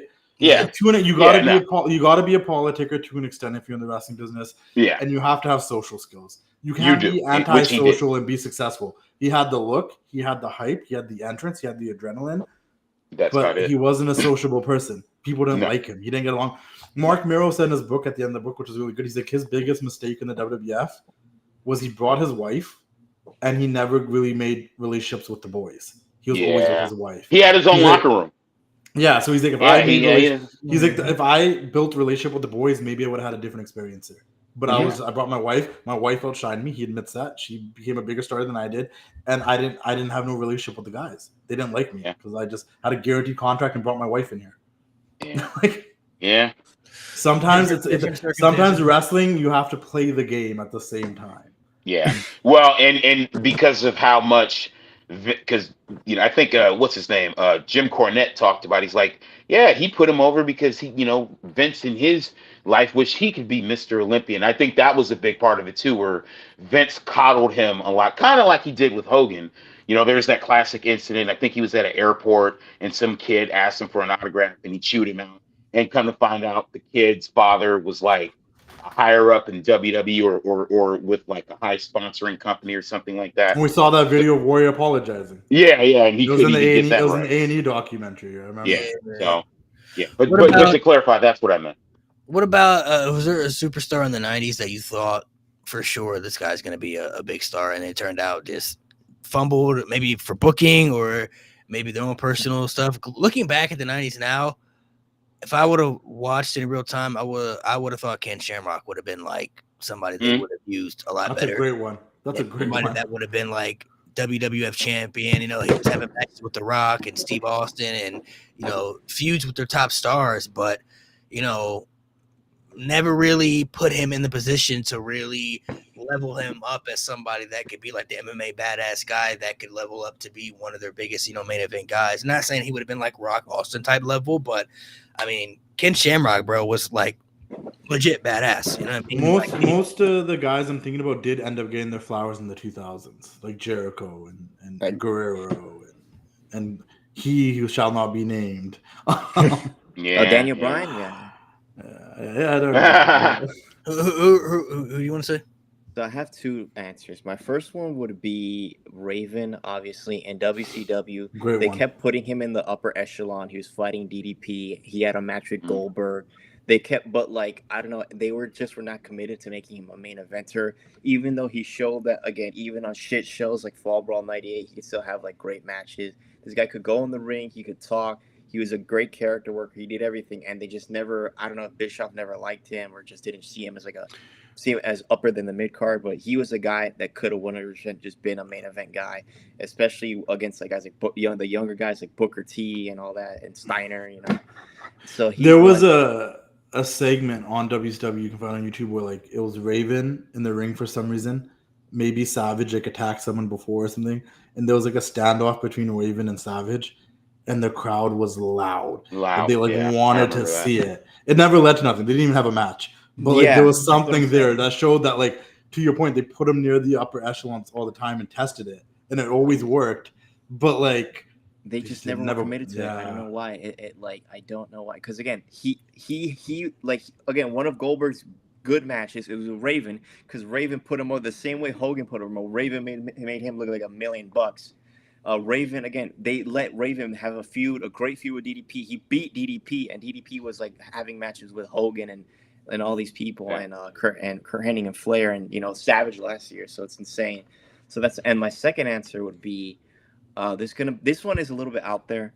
I'm gonna say X-Pac. The reason I say X-Pac is because in like 1, great in ring, 2, stupid over, and 3, he's a good mic. He's like good in the ring and good on the mic. And the thing for me is that in '99, before the heel turn, he was like stupid over and like he was getting pops. And maybe it's because everyone in the Attitude Era was over, but like he was like his storyline with Kane really really like put him over as like a mega babyface. I feel like him turning heel and then overdoing that fucking feud forever, because that feud started in like December, like not even December, like September, like no, November of '99, and didn't end until like March of 2000, April or March of 2000.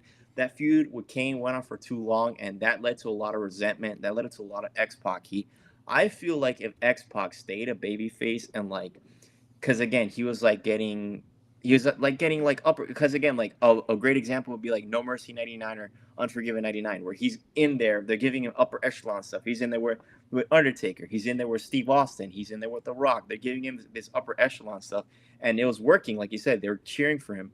If he would have stayed a mega babyface into the 2000s, I think they could have made him like a perennial occasional main eventer guy, maybe even give him like a transitional world title reign. That's how good he was, I think, and that's how over he was. That to me, I feel like if they didn't do that stupid ass heel turn because they wanted to reform DX, I feel like he could have been like even bigger. Everybody loved X-Pac because if we were kids, he seemed small and he seemed like a kid like us. He had a goatee and everything, but it just seemed like X-Pac was someone you could attain to be like. But to your point, there were guys that were really popular in the late '90s that didn't transcend into the 2000s. And another person like X-Pac, like someone that kind of peaked in the '90s, was Diamond Dallas Page. Like he got that huge pop when he revealed himself as a stalker, but everything from there went downhill. But Page was the man, and it never continued into the 2000s, and it kind of sucks. Because and then Taker buried him. I don't know if you guys know this, but like during the Click era, the Click times, like when a new wrestler would come in and do like a test match, it would be with Kid, and and then he'd come back through the curtain and he would either give a thumbs up or he'd give a thumbs down. Like that's how much they trusted him. I've got 2, both WWF, both same era, both similar stories. I'm gonna go with Brian Crush Adams, and I'm gonna go with Tatanka. Crush simply because I felt like for his size and how athletic he was, I was like, oh wow, he gets it. It's like, even we talked about WrestleMania 9 earlier, like even that match he had with Doink, like I loved how, oh yeah, this guy can actually move. He had a banger with Shawn Michaels at the King of the Ring for the IC. Savage. Once they turned him heel and then that Savage thing ended, they really didn't have anything else for him. Facts. And I'm like, dude, like literally, Yokozuna is no longer champion. He's in tags. Like, you've got Fuji. If you need to move him away, like you've got something here. And then Tatanka is probably even more egregious. Like, he was undefeated this was the streak before Goldberg. I mean, even though we weren't counting, he loses to Ludwig Borga, which some would probably argue would be another answer if you watched his Dark Side of the Ring, which was actually a pretty good episode. And then they turn him heel, and then they put him in the $1 Million Corporation. And I'm like, how do you not see what you had? And he was doing it with his own culture. People were actually getting with that. So those are 2 where it's like, I felt like they had it. I actually met Tatanka in 2022. We had a very long conversation. It was a very good one. But those are 2, when I look back, I'm like, you had 2 guys that if you had just built them up right, And Tatanka, I would argue, it's the more egregious one because I know, Fresh eventually ran into some drug problems. They brought him back in '96, and then I think he ended up in WCW at one point. But by I that mentioned point, I liked Chronic. I thought Chronic had potential. yeah. Brian had him So as a yeah, crush. those are two guys. Yeah, those are two guys where Brad I was Clark. like, Vince, if you had just had your head on straight, you had two pieces of gold there, and you squandered. And as a kid, I always loved Bam Bam Bigelow. It just sucks how that all worked out for him. He was Yeah. great. He was great. Yeah. Shawn Michaels killed his career. Yeah, I was a Bam Bam guy. WrestleMania 11 killed his. Yeah. When you lose to an NFL Hall of Famer that had never been in the ring and all he did was tackle you from the second rope for 10 minutes, yeah, there's no coming back. No. They could have rebounded from that too. No. The thing is, like that match actually got him a lot of like good press backstage. That's like Vince was gonna trust him to be a main eventer. That's the thing. People were praising him so much backstage, and Shawn Michaels did not like that at all. So I didn't know that. Okay, he was in at It was a King of the click Ring thing. 95, The click buried him. At King of the Ring '95, Makes he was like in the main. He was literally main eventing a pay per view. yeah. Diesel, Him and Tatanka and versus and Shawn Michaels him and didn't Diesel. like the fact that everyone was praising Bam Bam, so he kept getting in Vince's ear, and eventually that led to like Bam Bam getting his like push ended and getting fired, and going he had to go. Good old selfish HBK, from that time frame. Yeah, he turned into a baby face, and then gave Goldust his first his second pay per view win at the Survivor Series. Who was better, Bam Bam or Vader? Vader. Vader. I think Vader has a little bit more than Bam Bam. Not that Bam Bam didn't. I just felt like Vader just had that extra oomph that promoters in that era were like, we're gonna put you at the top of the card. Like he was brought into the WWF to be the top heel, and then Shawn, ironically enough, buried him too. If this was 2K and you told me to draft a roster, I'd probably draft Bam Bam. That's fair. Yeah. Not a bad answer. I feel like Vader was sick, but I don't know. Vader was more of a stiff, hard. I think Bam Bam knew how to work. Vader definitely. Yeah. I think Bam Bam's definitely easier to work with. Vader is extremely rough in the ring. I feel like with Vader, you have to have a Vader style match. With Yeah. Bam Bam, you'll wrestle. I also think with Vader too, you got to be guys like Mick Foley. You got to be psychotic, where like you like that style. You want to be hit hard. You want to be because you do the same thing. You know what I mean? So we saw it happen. Like Vader only works when Vader's dominant. I think Vader was more believable too for his character. Like he was somebody who I felt was more destructive. Like that guy. Like I know. I harped on Ric Flair in the '90s, but one of his greatest matches of his career, Starrcade '93. With Vader, yeah, we saw. Oh yeah, that match, and mind you, Flair's a babyface, which is a rare feat. But he's a great baby too. Yeah, Flair gave it to him. I was like, okay. Yeah, they were I feel like they were interchangeable too. They both could do like moonsaults, and like people for their size, they both could do innovative things. So it just Did you guys actually like rock with the Giant in the 90s? Big I Show? did. Like Paul I did. White? Oh yeah. I like Vader. I like Bam Bam. Big Show was, I don't know, he was okay. Andre, I did like Andre. Andre. It's weird because I liked him in WCW, and then the moment he came to WWF, it didn't hit. Obviously was terrible. So nobody. One of my favorite pay-per-views of all time. And some could probably put it on the level of a WrestleMania 9, but Halloween Havoc 95 in Detroit. That whole build-up, and then he falls off the roof at Covo Hall. He comes back.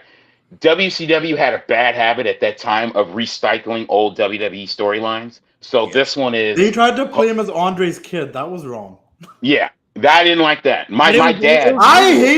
Let's talk about it. I hated the Dungeon of Doom, okay? I love the concept. I didn't like all the guys they picked. But what I appreciated about that storyline was, okay, you guys are trying to copy. You basically are trying to copy 1988. Hogan gets screwed over by the Giant, and then Savage ends up winning the title in. Very similar to what happened in '95. What I appreciated, though, was we got a couple of rarities. Obviously, that incident, but this is one of the very rare pay-per-views where we got the Yeti. We got, that kind of ruined it. But It was one of the rare main events where when we went off air, there was no real absolution, and the babyface got his ass beat. Whereas, nobody came to help him. The Luger officially joined the Dungeon of Doom. I'm like, you guys dragged that out way too much. To be But I was fair, a fan though, of the Giant. them using the story of the Giant, Big Show as Andre's son. I mean, that was believable because he was. It was. So And that match was better than WrestleMania 3. Without the internet back then, there you go, the non-internet era. Yeah, if you go back, fair. Without the internet back then, when they presented him as this is Andre's kid, you look at him like, oh yeah, for sure. Because Hogan is trying to run his greatest hits in WCW. Yeah, Renegade was Warrior. Andre, Big Show, the Giant was on. They were recycling old WWF story. Mega Powers versus the Dungeon of Doom. Let's bring the Avalanche in. Let's talk about one of the biggest fumbles. I think was kind of really the death and downfall of WCW. The Sting and Hulk Hogan Starrcade storyline that was 97. Built for a year, was one of the most incredible story builds they ever had, only to screw up the entire match and the concept of the finish and everything. Yeah, first of all, that entire pay-per-view is just not good, other than Benoit and Saturn and the first match, Guerrero Malenko. Again, and DDP in Henning. DDP Kurt Hennig, that was decent. But like they had, it's because again, remember Rey Mysterio, Harlem Heat, Chris Jericho, and Scott Hall did not have a match. Randy Savage was originally not even going to have a match. It was he replaced Conan, and they had all those guys in the freaking stands, or Scott Hall was someone's manager. Instead, they had on pay-per-view Larry Sabisco versus Eric Bischoff for 12 minutes. For 12 goddamn minutes. With Bret Hart as the referee. And that's the first thing they did with Bret Hart. They bring him into WCW, a special guest referee between two guys who can't wrestle. What is going on? 12 minutes of just crappy spin kicks. Oh my God, I hate that match. I feel like Larry Sabisco could have came out of the 90s a little bit better. He had a great feud with Stone Cold and the WWF and The Rock. Just he was legend by 93. Like, living legend versus legend. He had a good. I'll give him this. Yeah. His matches with Steven Regal '92 for the World Television. Those are good. I would say. Let me. I forgot about the Dangerous Alliance in the early 90s. Let me get Alan and Justin's perspective because you guys saw it in real time. So talk about the build for you, how invested you were, and then what you felt after the aftermath. Go ahead, Alan. You go first because you're a little bit older than me, right? Yeah. How old are you? I'm 33. I'm 35. But okay. Okay, so because I was a little young at the time, but go ahead. Yeah. It was so disappointing because I go back to when the whole thing started, when Sting purposely turned his back, went at the mic, had the mic in his hand and turned his back to the camera that he's supposed to face at and walks off. And then next thing we know, we see this crow and then it's building up. And then we don't know because he's kind of first he's beating up WCW wrestlers, but then he's beating up NWO guys. Then Uncensored happens, and then he beats up the entire NWO after the Uncensored match with the Horsemen in WCW.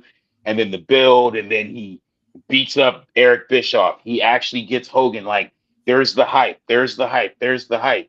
Like, one of the most gangster things I've ever seen was when J.J. Dillon, who was the president at the time, is asking him, hey, what do you want? And he points to a sign, Sting versus Hogan.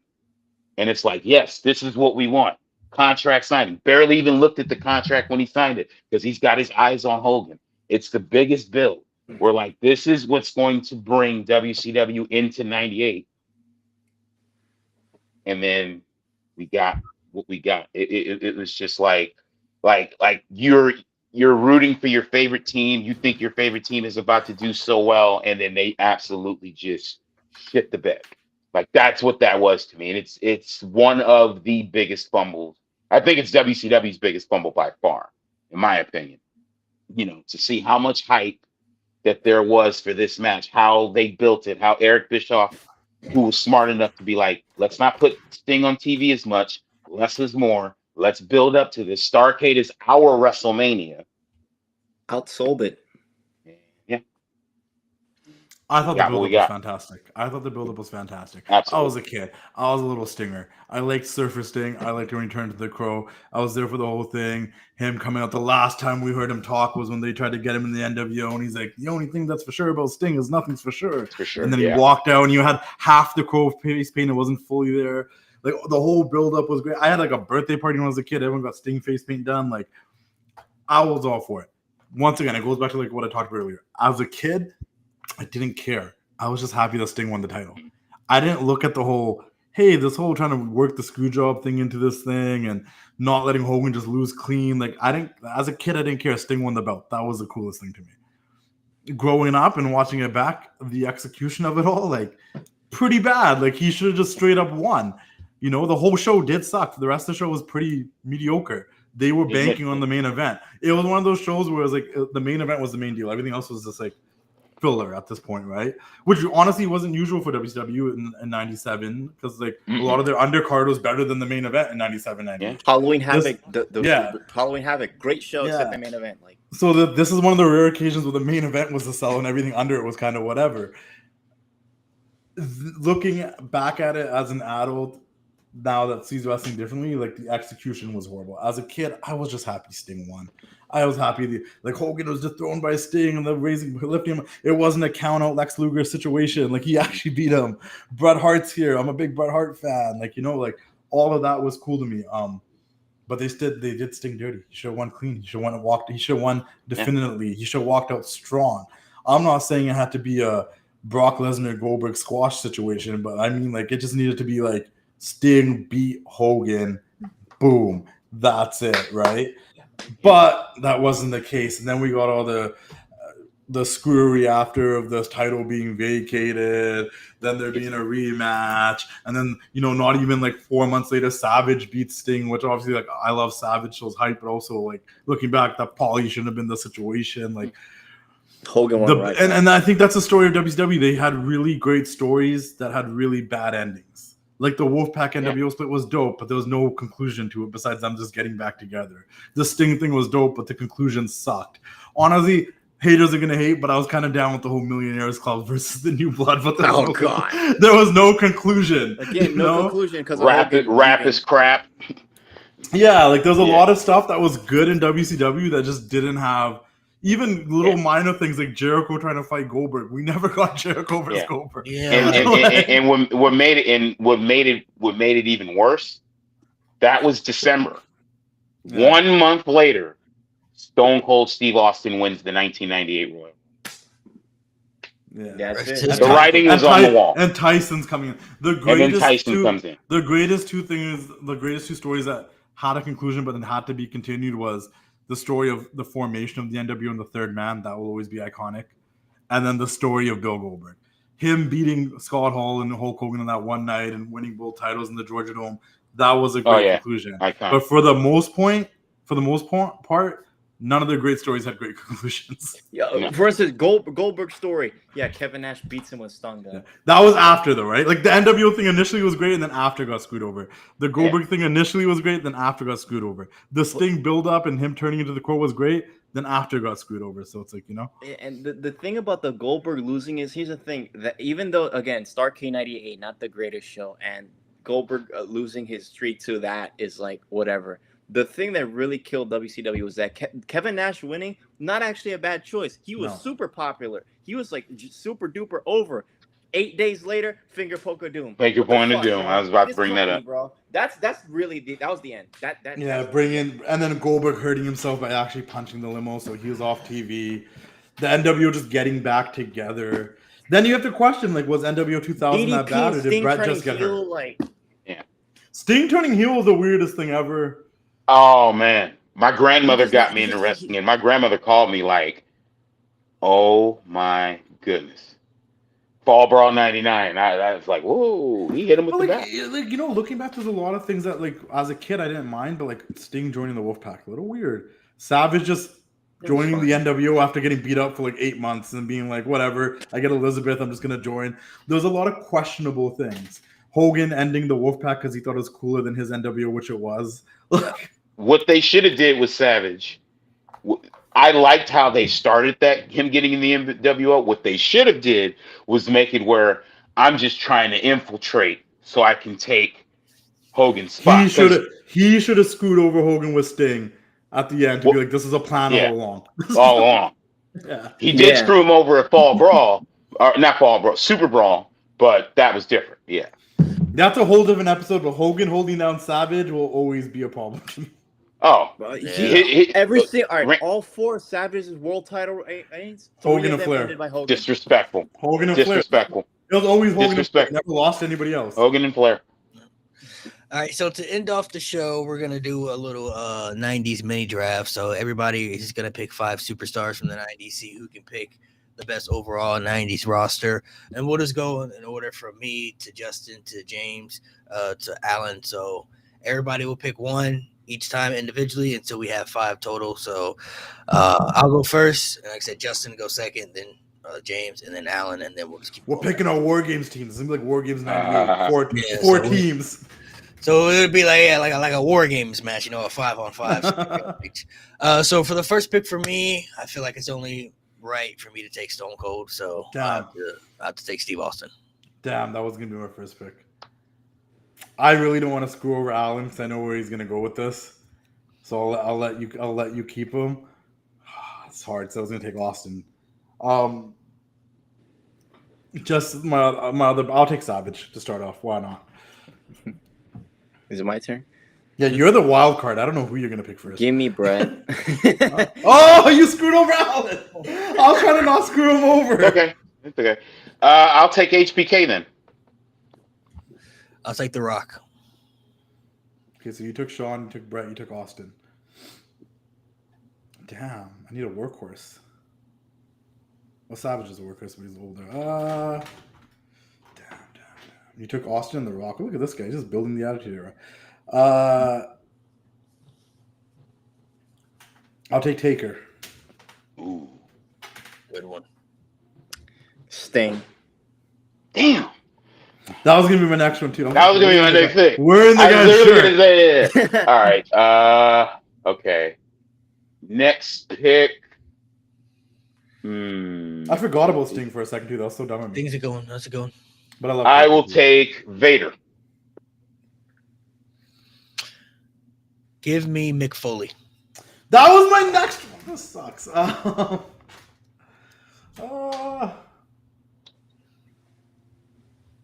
have Taker and Savage, right?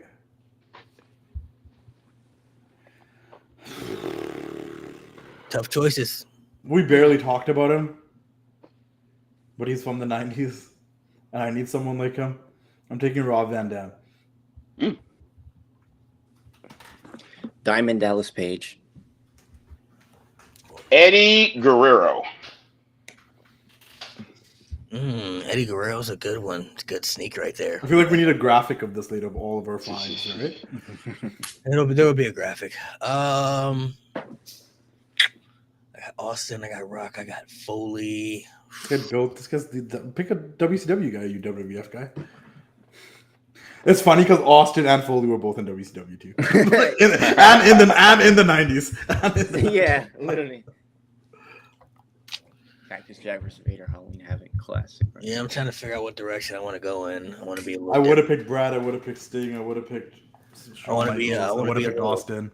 I want to be a little different here. That's a good one. Can't go bad with that one either. I just got to narrow down. Now I got to pick and choose on who I want to sacrifice here. Somebody has to be sacrificed at the end of the day.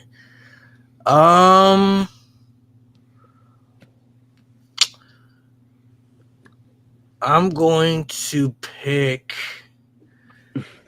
for character arc because I got Mick Foley, I got Austin, I got Rock. Adds more. I'm going to take Raven.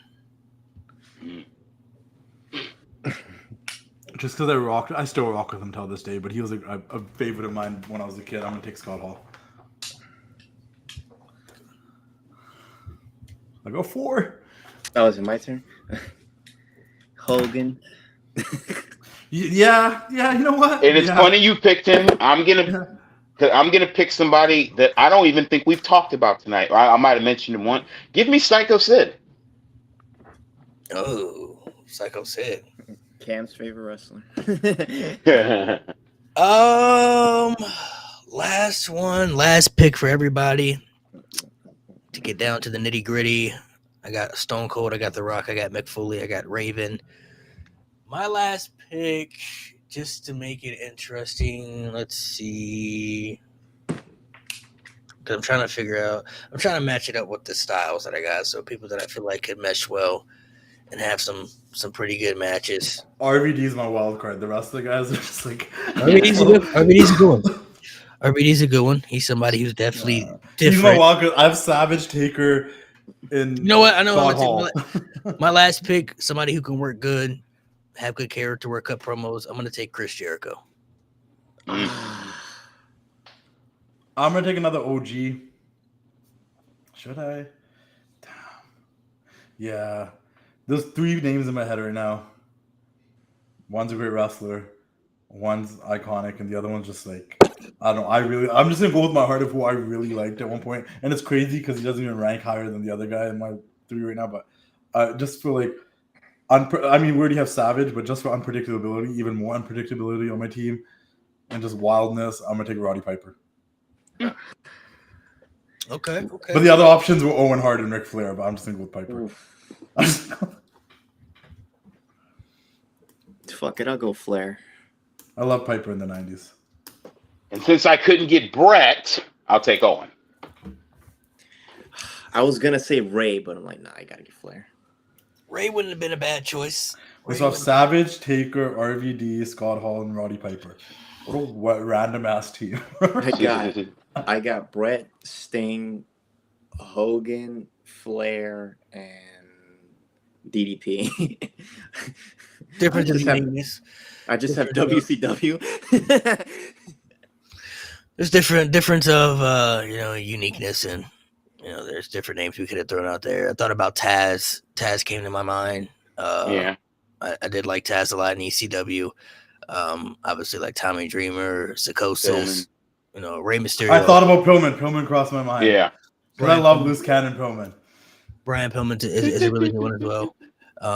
Goldberg, I thought about him because of what he meant to WCW and his impact. So there's a lot of names you could throw out there. But out of people that was stolen from me, Austin, Sting, and Brett. Those are 3 that would have. Sorry. You could have said Brett. You had him right there. I know, but I was trying to do Alan Assault, and I love Savage too. So they're like 1A and 1B for me. 1B, yeah. I'll just take they're the same weight. It's fine. Yeah. If you had to take just to make it fun, if you had to take one bad gimmick on your roster, just one gimmick that that's bad that you just want to have, who are you gonna take? Duke the Dumpster Drosy. I mean, I would say Repo Man, but Repo Man is the greatest wrestler of all time. So. Oh my god, bro! Somebody cut this man Mike off. Barry Darcy's a good worker, bro. Okay, he was tag team champion for 480 days. You better respect him. One bad gimmick, eh? I think I said mine earlier. I'm gonna say Mortis, bro. Was it bad though? Yeah, it was pretty bad, but it's a good bad. I think that was like the beauty of WCW is that you had the top of the card, then you had this little weird Mortal Kombat feud, then you had the cruiserweights. It was a variety show. Wait, I'm gonna change my answer. I'm actually gonna go Waylon Mercy. Oh, I think that was a worse gimmick than Duke the Dumpster. No, yeah, you're right. It could have worked. Different era. You know what? I liked you. I love Mike Awesome. They did him dirty, but that 70s guy, that's pretty funny. That's pretty funny. I like that 70s guy. That shit is funny. I'm trying to think of a bad gimmick that I'd take. I mean, you got Mantor. You got the Goon. I mean, there's a lot of ones you could put out there. If I had Brett, I'd take the Goon. And Bastion Booger, Friar Ferguson. What was the Jean Pierre Lafitte? He was good though. I guess so. John Paul. Who you taking, Malik? Hunter Hearst. Hunter Hearst is all right. No, I'm talking about John Paul Levesque, WCW. No, wait. Terrorizing. We forgot Terrorizing. Terrorizing, yeah. What was the one? What was the Colonel in WCW? What was it? Colonel Parker, wasn't he? Parker. No, the other one. Pipkins. You know him. He was a black guy. Had You know what? I would take Farouk Assad in that gladiator gear. Oh God. Oh God. I remember that. Maybe I would take Ahmed Johnson. Why not? I like Ahmed Johnson. Good old Ahmed Johnson, man. All right, fellas. Well, we're going to go ahead and hop off. Make sure you guys subscribe to the podcast, Narcolepsy Boy 94, and also the No Name Wrestling Podcast. Appreciate you guys for coming on, talking everything through the 90s. Some good and bad, some gimmicks, some things that we liked, we didn't like. Make sure you guys go follow the Wrestling Classic. Make sure you guys go check out Petty Endo, check out James Weezer, check out all their social media, show love, and the wrestling community. Continuing to grow. Make sure you guys subscribe to the pod to be in tune for next week's episode. Hopefully, we have more people on the pod here, so I do apologize today for the lack of people not being here on the pod today, but everybody's got their own individual stuff going on. So we're going to make it work out for y'all, man. Once again, make sure you guys subscribe to the pod. Justin, Alan, Sebastian, man, thank you guys for coming on. I appreciate it. Anytime. And greatest Thanks for